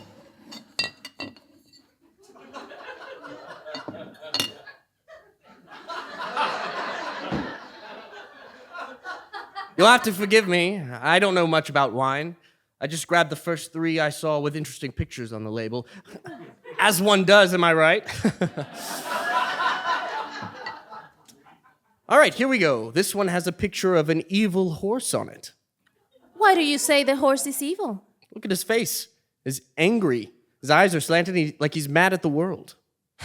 You don't think good horses can be angry from time to time? I suppose they could be. Says here, bottled by the Bellywax family. Well, how about that? The guard that was just in here earlier is a Bellywax. I wonder if this is his family's line. Shall we drink? You really are a striking woman, Miss Avery. More than you know. Oh, what is that other bottle I see behind you? In the basket there. Is that a limited edition Lion's Roar special you have there? I'm not familiar with the brand. Maybe you should turn around and look, just to be sure. You never know. I suppose you're right. Oh, no, not that one. The one behind you. Can you turn around and take a look for me? I do adore a Lion's Roar special. Sure thing, Miss Avery. Let's see here. It doesn't say Lion's Roar. All right, just one pill should do the trick. Here we go. What was that? Pillow Peak? Yes, that's what I was trying to think of. Do you have any Pillow Peak white blends back there? Well, let's see. This one has a picture of a mermaid on it. Or did you mean this one? No, that has a picture of a grassy meadow with a giant in the background. Hey, he doesn't look so menacing, all itty-bitty on a bottle like this. Well, hello, little giant. Not so threatening now, are you? Oh, wait, no, that's not a giant, that's a windmill. But nope, no Pillow Peak white blends in this batch. Oh, wait, don't turn back around yet. Why? I have a surprise. Just a few more seconds. Oh, okay. I like this little game. Come on, hurry up. Dissolve. So, turn towards you now? No, not yet. Oh my, this is exciting. 3, 2, 1, and... Okay, you can turn back now. Well, all right. Okay, I'm ready.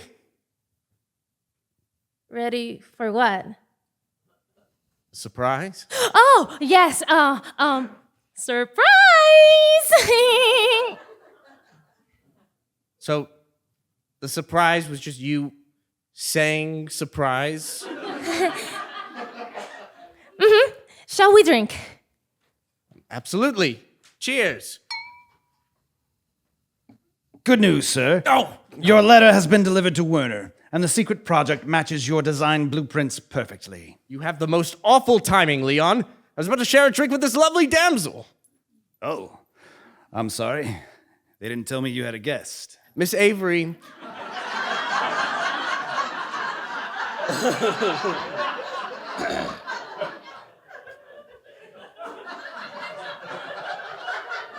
Miss Avery, please allow me to introduce Leon Crumbles. How do you do, miss? Fine, thank you. Leon here is our palace jester. Oh, how exciting! You know, I still don't fully understand this term, jester. I mean, the word jest isn't a commonly used verb nowadays. Did you jest today? Did you jest yesterday? Yes? No? Maybe I'll jest later? I just don't like it.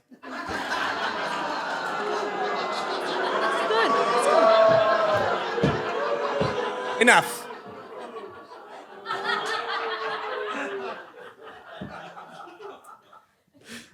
Can we try calling you something else? What would you prefer, Your Majesty? You're here to crack jokes, right? Sometimes. Right. I guess. How about we start calling you Leon the Cracker?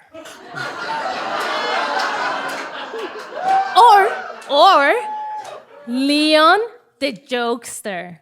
Ooh, Leon the Jokester, I like it. I don't mind Jester, really. Oh, I got it. Leon the Joke Specialist. Now tell me that doesn't sound important. It's a little long, sir. You'll get used to it. Tell me, do you always have your joke specialist reporting on secret projects? Of course. They're the best people to report on classified information. Everyone sees him as a fool. Look at him. Just look at him. Yeah. No one would ever believe anything he says if he tried to ruin the surprise of my secret project. Oh, Leon, I'd like to travel to Werner tomorrow to see the progress myself. I know you feel like you've been on a fool's errand.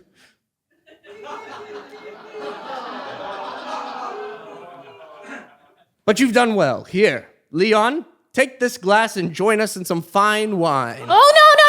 Don't drink that! Oh, are you okay, Miss Avery? I'm fine. That was a nasty fall. I'm sorry, I didn't think you'd mind if Leon had a little. I was only going to give him one glass. There'll be plenty more for us. He looks like he has a wine allergy. Is that right? Well, I don't quite know.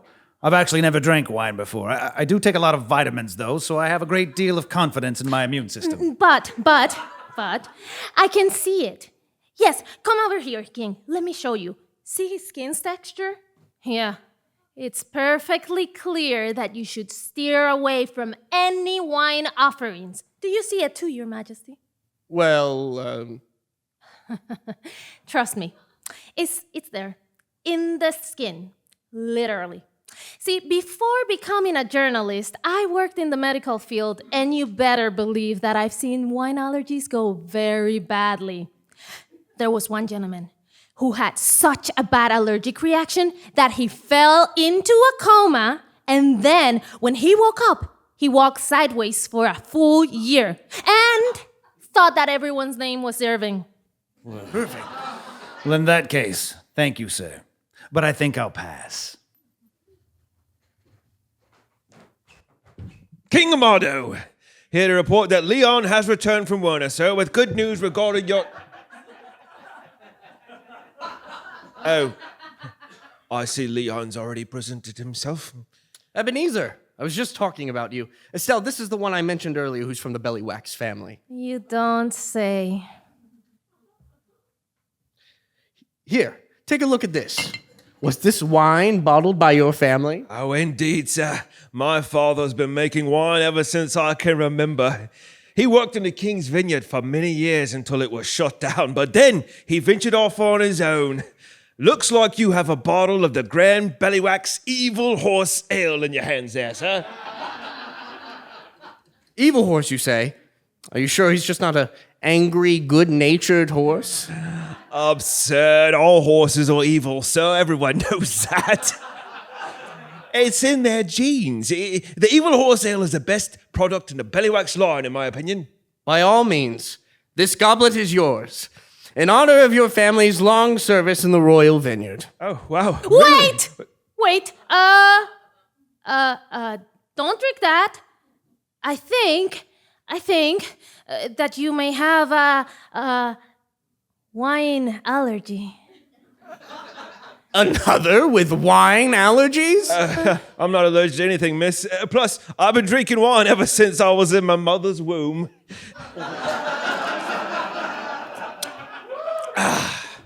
Still has that evil horse taste. Flavorful, just like liquid hooves. Oh dear, he just collapsed like a sack of potatoes.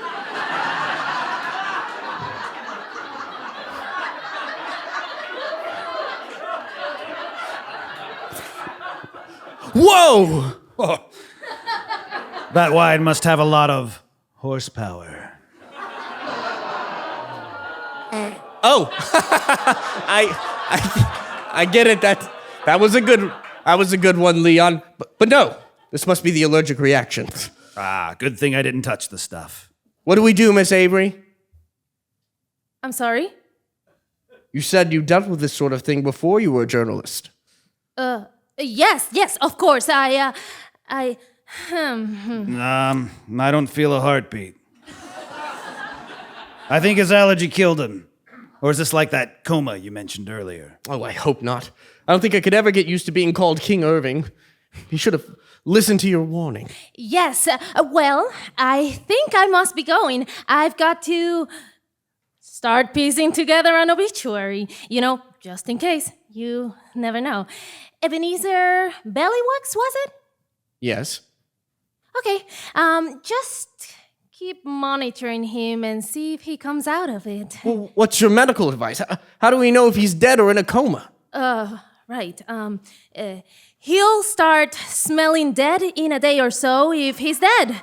Gotta go. Bye!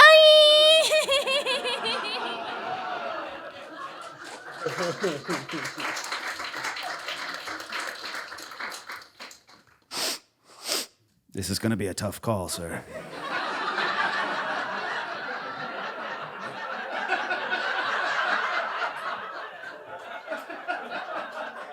I know. You already had a dreadful stench to begin with.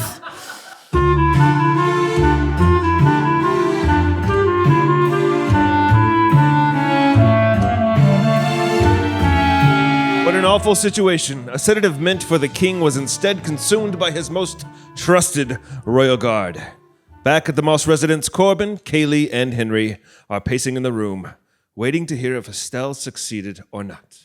How do you think it's going? We won't know anything until she returns. We put together a solid plan. That Estelle is a quick thinker. Still, I wish you would have waited for us to return before sending her off like that. Well, I had no idea when you'd be back, and she was really excited about it.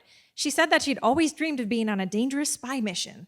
Well, perhaps if we hadn't had to trek up the side of a mountain to visit a sage, we could have been here to work things out with you.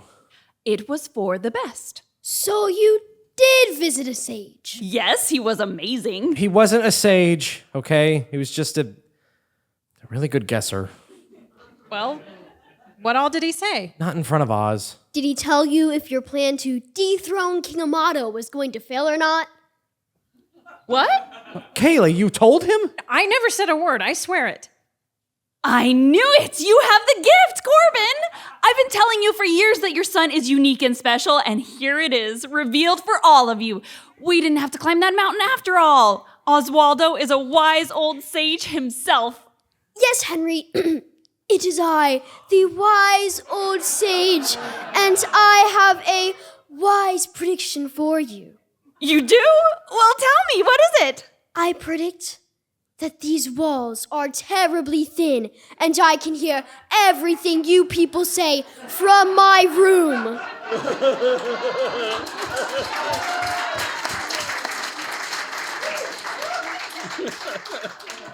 Oz, you should have told us that you knew. I didn't see the point. Just know that our plan was formulated with the best of intentions. Is this something that might be written in the history books one day? What are the consequences if your plan fails? Well, according to the sage, Estelle is going to be fine. It should work out. Did he say your plan is going to be fine, or Miss Avery is going to be fine? Well, Henry, he did say everything was going to work out, right? The walls are terribly thin. Hear everything from a bedroom. What are you doing? Oswaldo gave me a most cryptic prediction. Just give me a few more minutes. I'm pretty good at figuring these things out. Corbin, Henry, I've got news. What is it? I just saw Deke Harvey being arrested by the palace guards. Oh, they must know. Well, just call the whole thing off. No, it's not that. They were saying something about wanting to see his license to sell his products. And? The certificate he provided them had expired, and he had no evidence of renewing. What? That's horrible! I really hope it was still in good standing when he sold me the color blue. Wait a second, that doesn't even look like Deke's signature. No, okay. They took him to the palace dungeon? I suppose so, sir. It took 6 guards to bring him in. Oh, no. Well, don't tell us he tried to fight back. Oh, I'm sure that only made it worse. Deke never seemed like much of a fighter. No, he wasn't fighting, just talking. He managed to convince 4 of the guards that they didn't have the correct style and color of armor to be making arrests.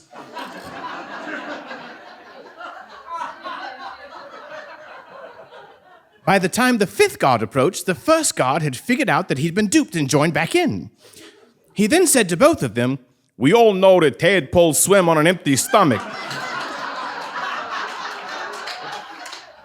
If a license expires, that's nothing more than tadpoles swimming on a full stomach, am I right?"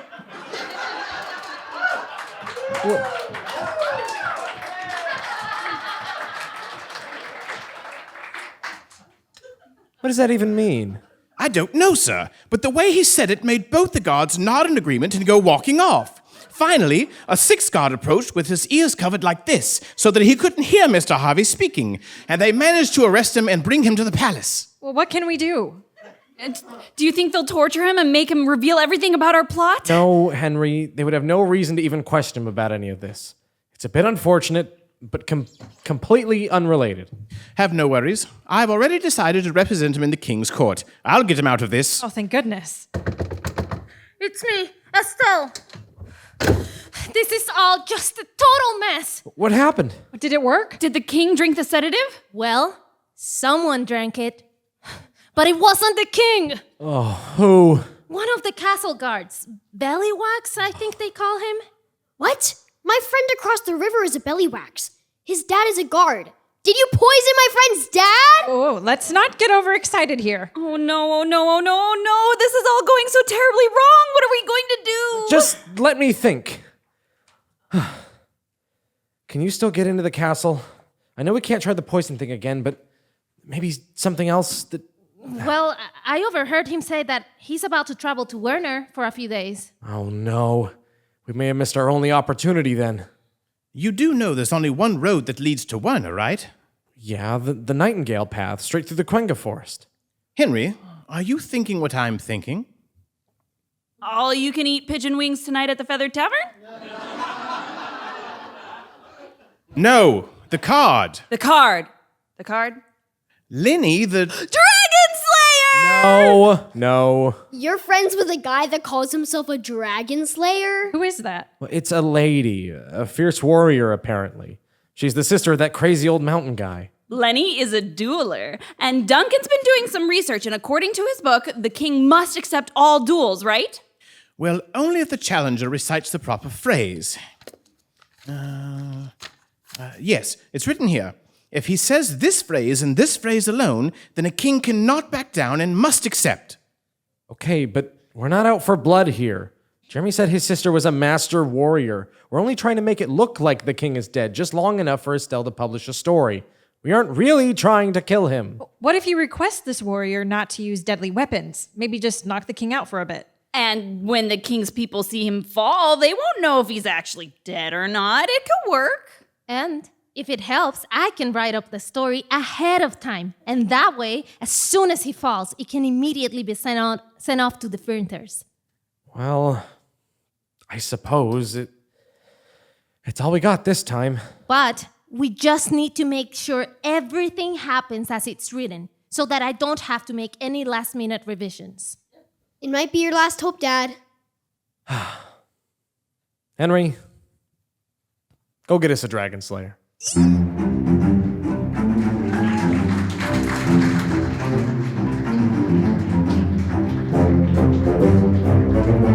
With the Dragon Slayer now at their side, the team of rebels travel to the Nightingale Path to confront the king and his entourage. The birds sing. Horses gallop.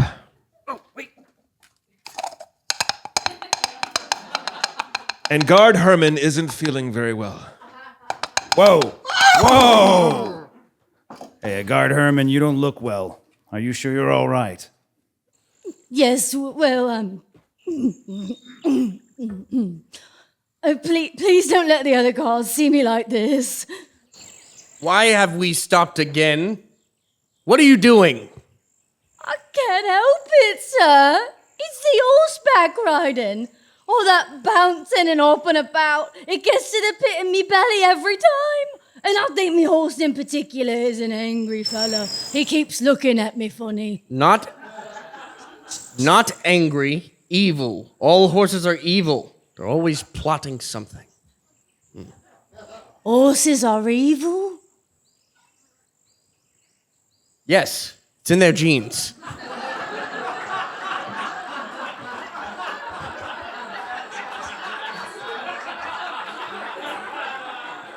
Now hurry it up.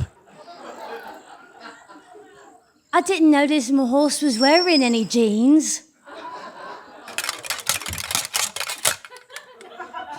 You there! I'm looking for the one they call King Amado. I'm the king here. Who are you? Be careful, sir. She's armed. Shall I get the other guards? My name is Lenny, the Dragon Slayer. Never heard of her. Perhaps you've heard of one of my other names.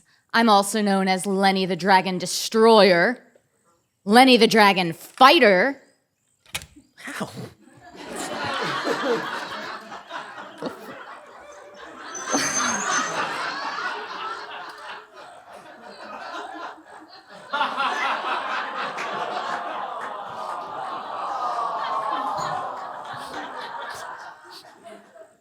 Also Lenny the Dragon Soul Crusher. And Leo, the Cringe of 16 Misfits. Oh, I've heard of the Leo one. Have you really trained in fighting dragons? I'm an expert in the art of dragon slaughter. I don't quite understand that. Why would you train so hard to fight a creature that doesn't exist? The words of a silly mortal. A dragon can come into existence at any moment. You were once non-existent yourself. Fair enough. Now, let's get on with it. Get on with what? Our duel. Lenny, wait.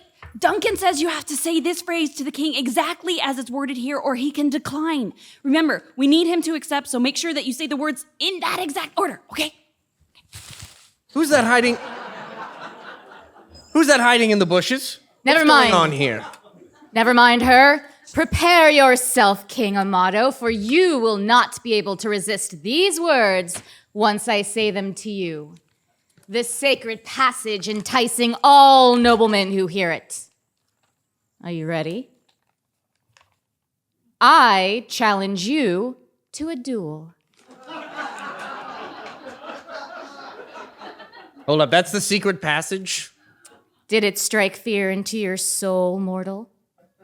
I was just expecting something a little bit more poetic, because that's all. Now let's get on with it.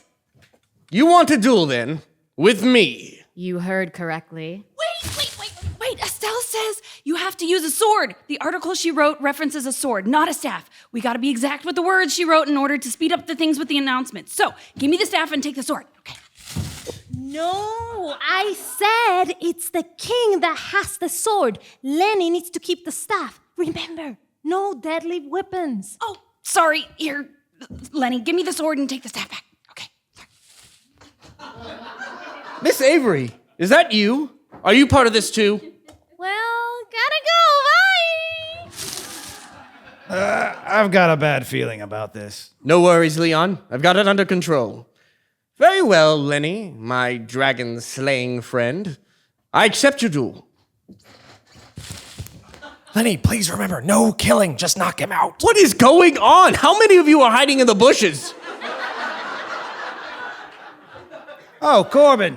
Hey, I was hoping I'd run into you. I've got a witching clock that needs some repairs. Is it okay if I drop it off sometime tomorrow? Oh, yeah, of course. Hey, my boy was wanting to see a witching clock up close. Oh, actually, I am kind of in the middle of something at the moment, so maybe next week, could we? Oh, sure, no problem. Corbin, as in Corbin Moss, the time repair specialist, the one who has greatly upset Richard Taxman? You have the others with you too, I see. Is this the full group that has refused to pay my tax outlined in Decree 117? Yeah, we'd love to chat about that, Your Majesty, but, seems like you're a little occupied at the moment. Oh, this will be quick. You underestimate my talents, King. But don't you know, I'm a classically trained dragon slayer.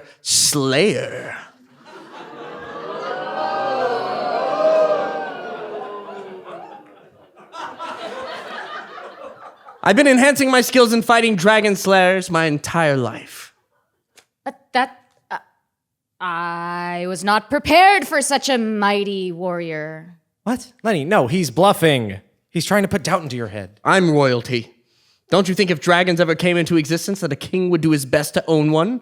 And in owning one, I'd need to know how to subdue all threats towards my dragon, hence needing to know how to battle incoming dragon slayers? Well, perhaps you and I were meant to battle then. Look, Lenny, was it? Maybe there's a way to handle this without all the exhausted swings and dodges. Please allow me to introduce Leon. He's the palace mystic with powers to see into the future. What? I am? Yes, you are. Oh, right. I am. Now tell us, if we were to fight this duel today, which one of us would win? No, he's lying. Leon is the court jester. I mean, joke specialist. Enough. Do you hear that? I can't believe she bought it. You, the jester? Oh, Estelle, you said it yourself. Would I really send a jester to handle my classified projects? Well, I don't know. Now, Leon, I ask again. If we fight this duel today, which one of us will win?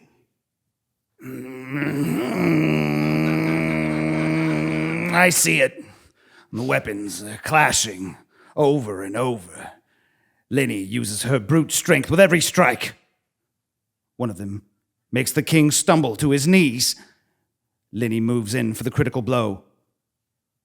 But the king gracefully dodges out of the way.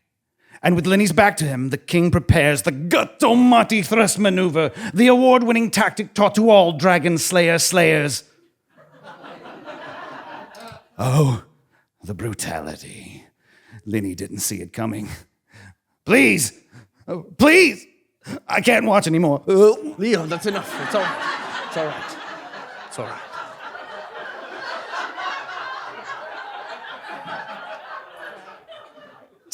Tell us who wins without the gory details.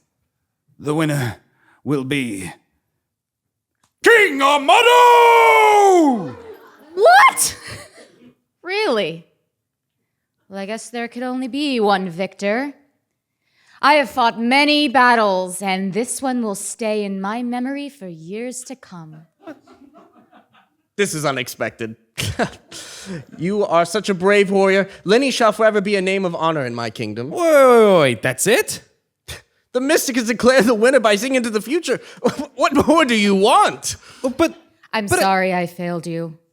But he was a good opponent. And now, I must be on my way.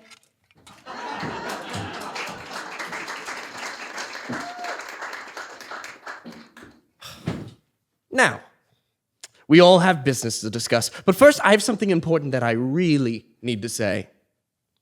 You're all under arrest. What? Guards, take them to the palace. No, hey, no, wait, hey, get off me. Hey, let me go. Stop.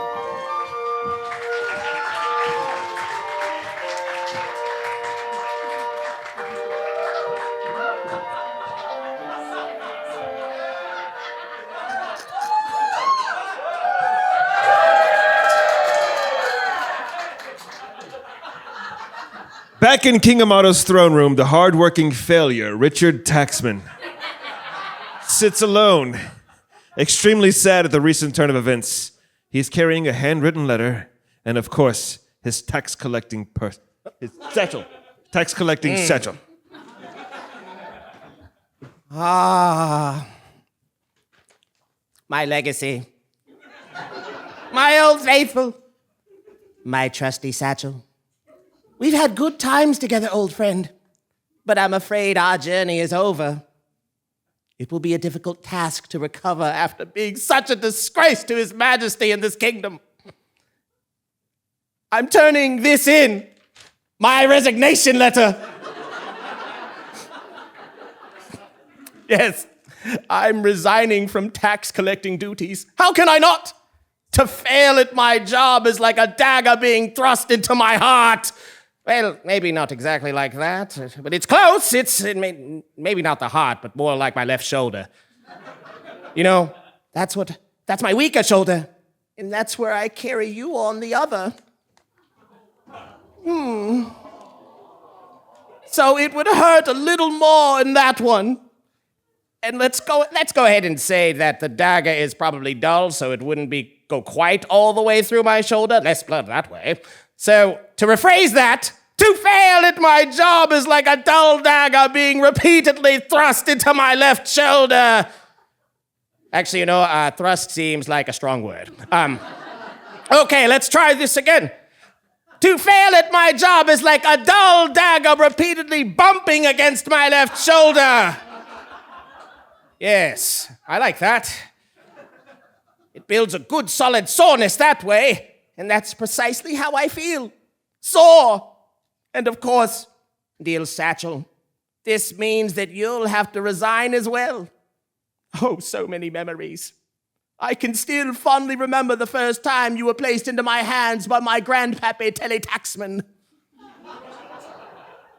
The look on your straps. I could tell that you could see the adventures that lied ahead. And adventures we had. Old friend. Where's the exit to this place? I gotta get out of here. Hey, wait, what are you doing here? I'm sorry. I thought this room was a dungeon. My mistake. Where are the guards that were watching you? Well, they left me alone. I sold each of them a song title, and now they're all rushing down to the minstrels gallery to set up royalty payments. This castle doesn't have a minstrel gallery. That's okay. The songs don't exist either, but maybe, just maybe, they'll be inspired to write them now since they already own the rights. You did that thing with your words again, didn't you?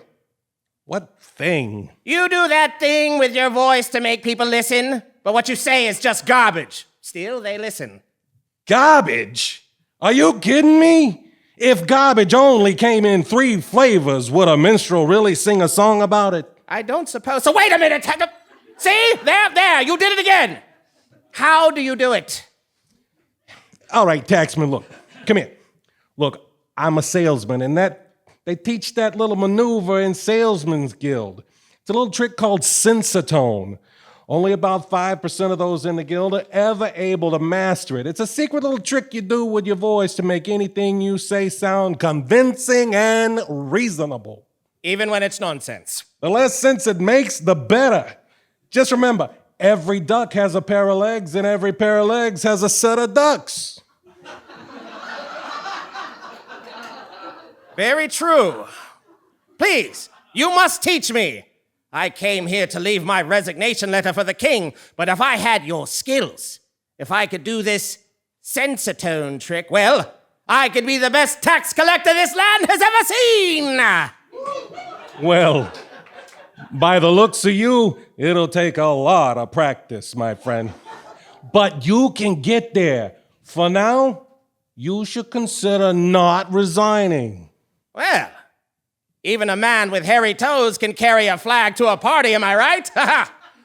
What? That's ridiculous. I see. Right, you tried to. I see what you did there. No good? Not enough nonsense? Well, I'll keep working at it. I like this. This is fun. Richard Taxman, victory is ours. And you? Who are you? That's Deke Harvey, Your Majesty. Deke Harvey? What are you doing in here? We were just having a bit of a chat, sire. Why are you back so soon? I thought you were traveling to Werner today. I was, but we encountered your rivals from the tax revolt. Corbin Moss? Yes. Oh, you were a part of that too, weren't you? No matter. You arrested all of them? Yes. Did you know this went far deeper than just refusing to pay the new tax? They actually wanted me dead. Well, only slightly. What do you know? I know that no one likes the fact that you imposed a new decree on your citizens, and I know the only way for you to be removed from power is for there to be an announcement of your death. So they were trying to kill me then? Not exactly. You see, only a public announcement of your death across the kingdom is needed to dethrone you. So really, you just had to look like you were deceased long enough for an article to be published.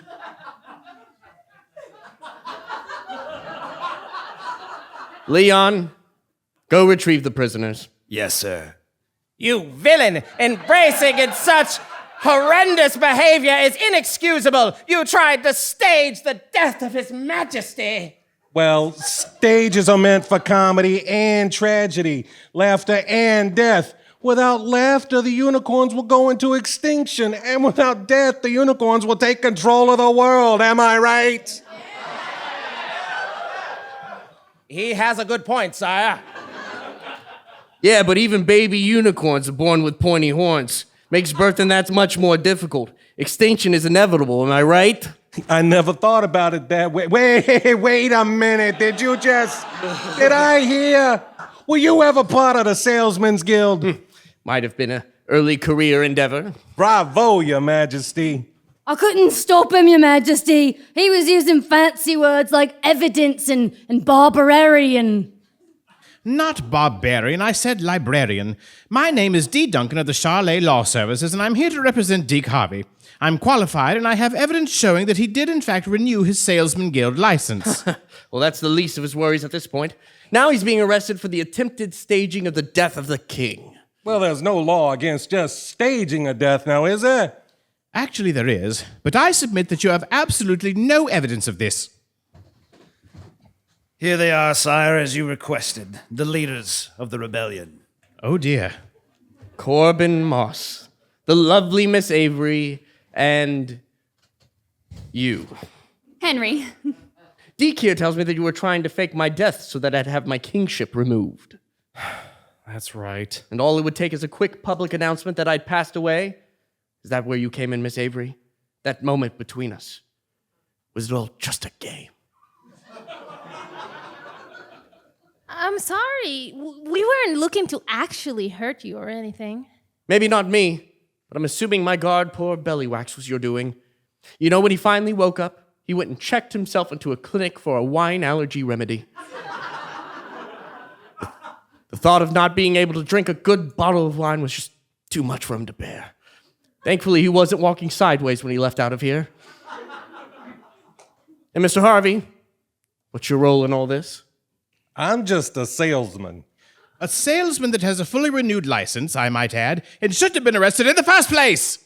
Does that mean my purchase of the color blue is still valid? Of course. And a bargain, I tell you. Henry, what is that gonna do for you? Deke is a scam artist and he ripped you off. I don't know why you can't see that. That hurts, Corbin. Well, it's true, isn't it? I know what you're thinking, and you're right, I may be dumb, but I know you're only saying this now because the situation is getting to you. No, Henry. Look, I'm sorry to put it so bluntly. I just don't like seeing my friends scammed into buying useless stuff that... Wait a minute. He just makes it all sound so enticing. Now, hold on 1 second. I've always given everyone fair prices. You're all making it sound like I'm some sort of villain here. I'm just a businessman, not a scoundrel. And every business transaction has fine print. Enough! All right. You all admit to being part of this, so therefore, I will give you several accommodating options. Wait! This certificate. This is brilliant. And fine options they are. Deke, I sincerely apologize for ever doubting you. Henry, this is the best purchase you've ever made. What is? This. Duncan, come here. Look at this document.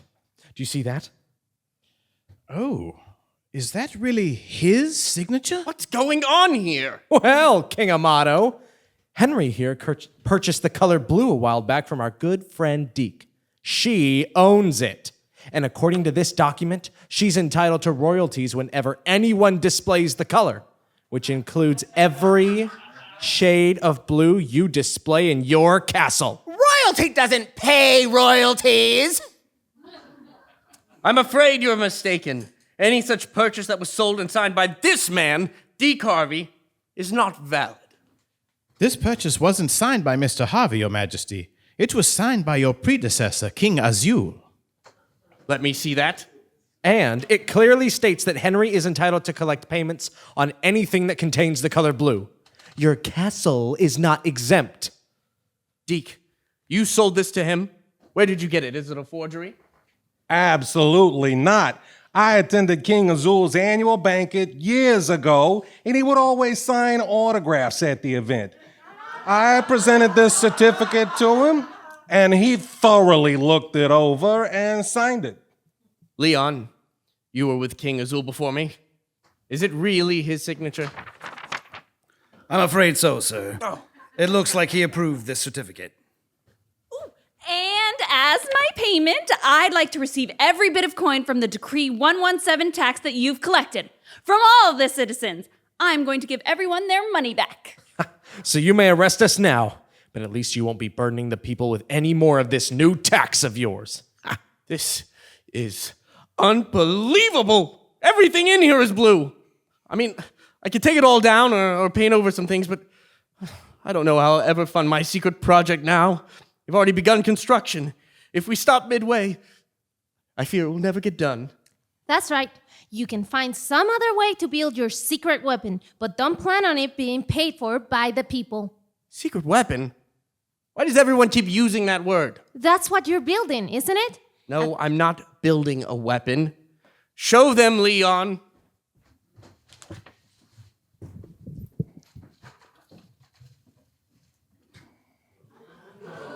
Oh.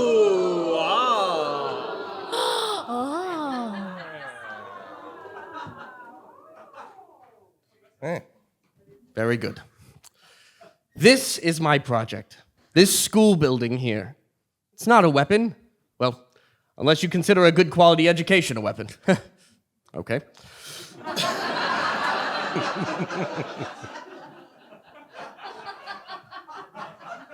It's a new school being built over in Werner. Honestly, I don't know much about being a king, so the first thing I did when I was crowned was listen to the complaints of you people. Number one was the lack of schooling opportunities in this kingdom. I do believe Miss Avery even wrote an article in the Kingdom Press on it.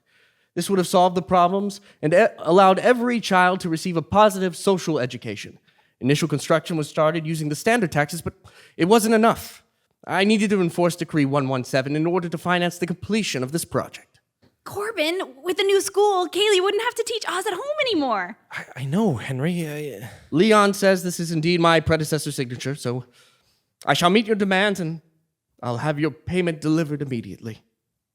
Well, perhaps we... Greetings, Your Majesty.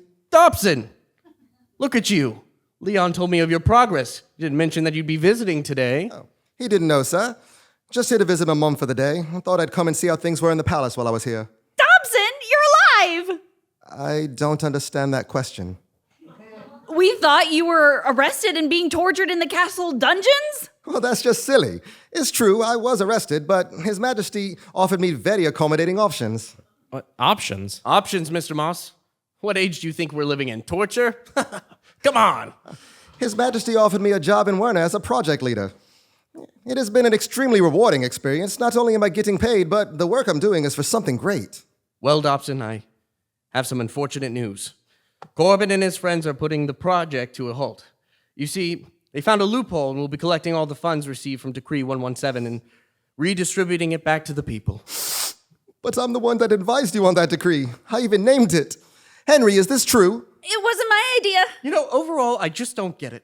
I don't blame you at all, Corbin. The problem is with the previous kings. In the past, amenities were funded with treasuries of other lands we conquered, so there was never much of a tax on the people. At all. And now, for the most part, war and battles aren't so prominent anymore, and I've inherited a land of citizens who are used to the idea that taxes are useless, and they only want to pay the bare minimum that was put in place years ago. I've seen the books. The majority of the citizens are wealthy and getting by fine. The tax laws indicate that the percentages are supposed to be based on the average income of everyone. It just doesn't make sense why they are set so low. The citizens are wealthy. I think the fish are the problem, sir.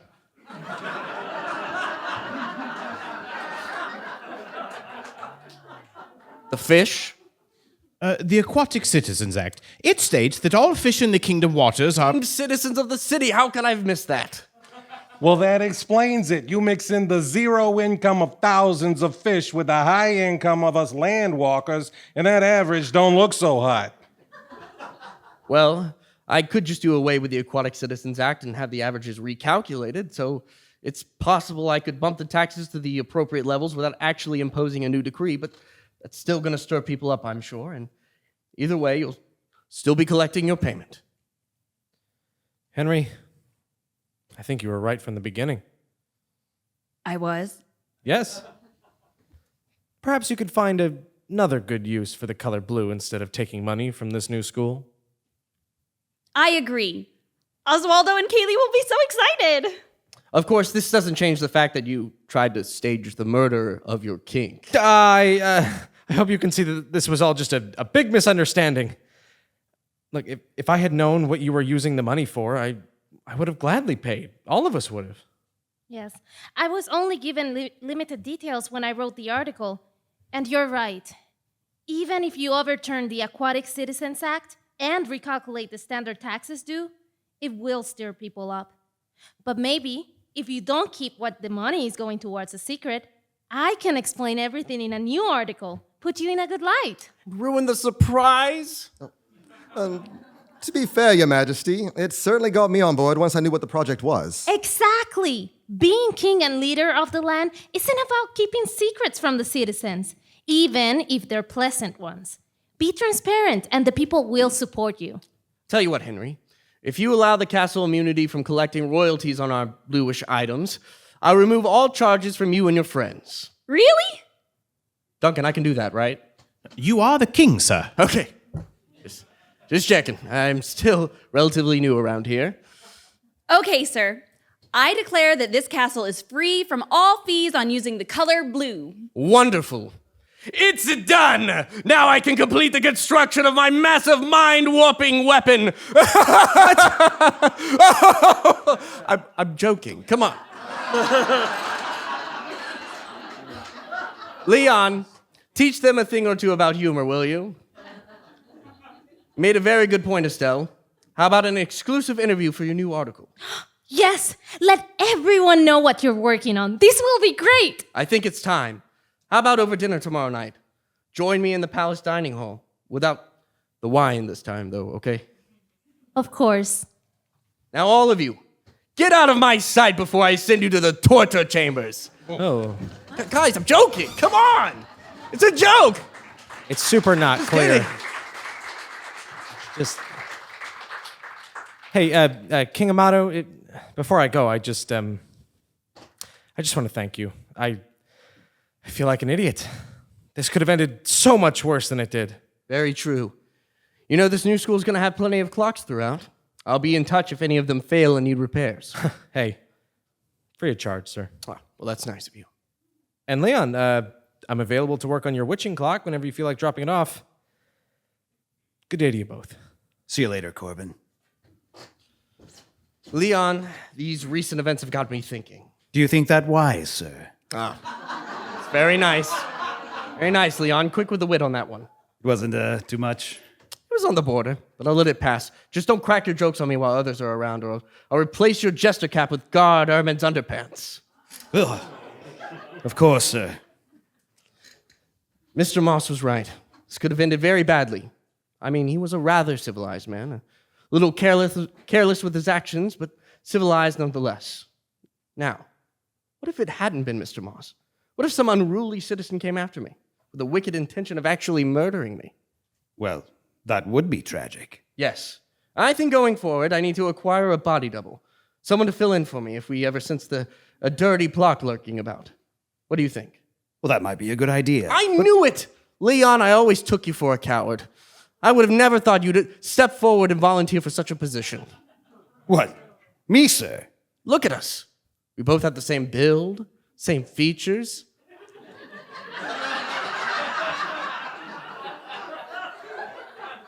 Might have to do something about your face since you're not as handsome, but it's workable.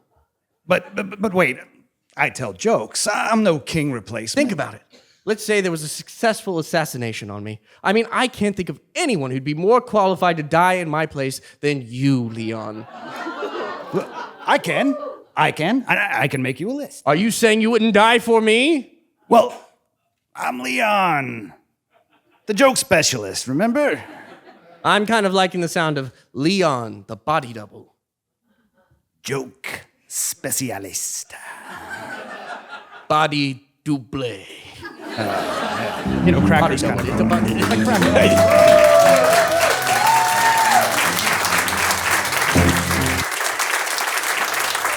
Join us next time as King Amato and Leon the Jester continue to argue about whether he should be a body double or a joke specialist. Thank you, everyone.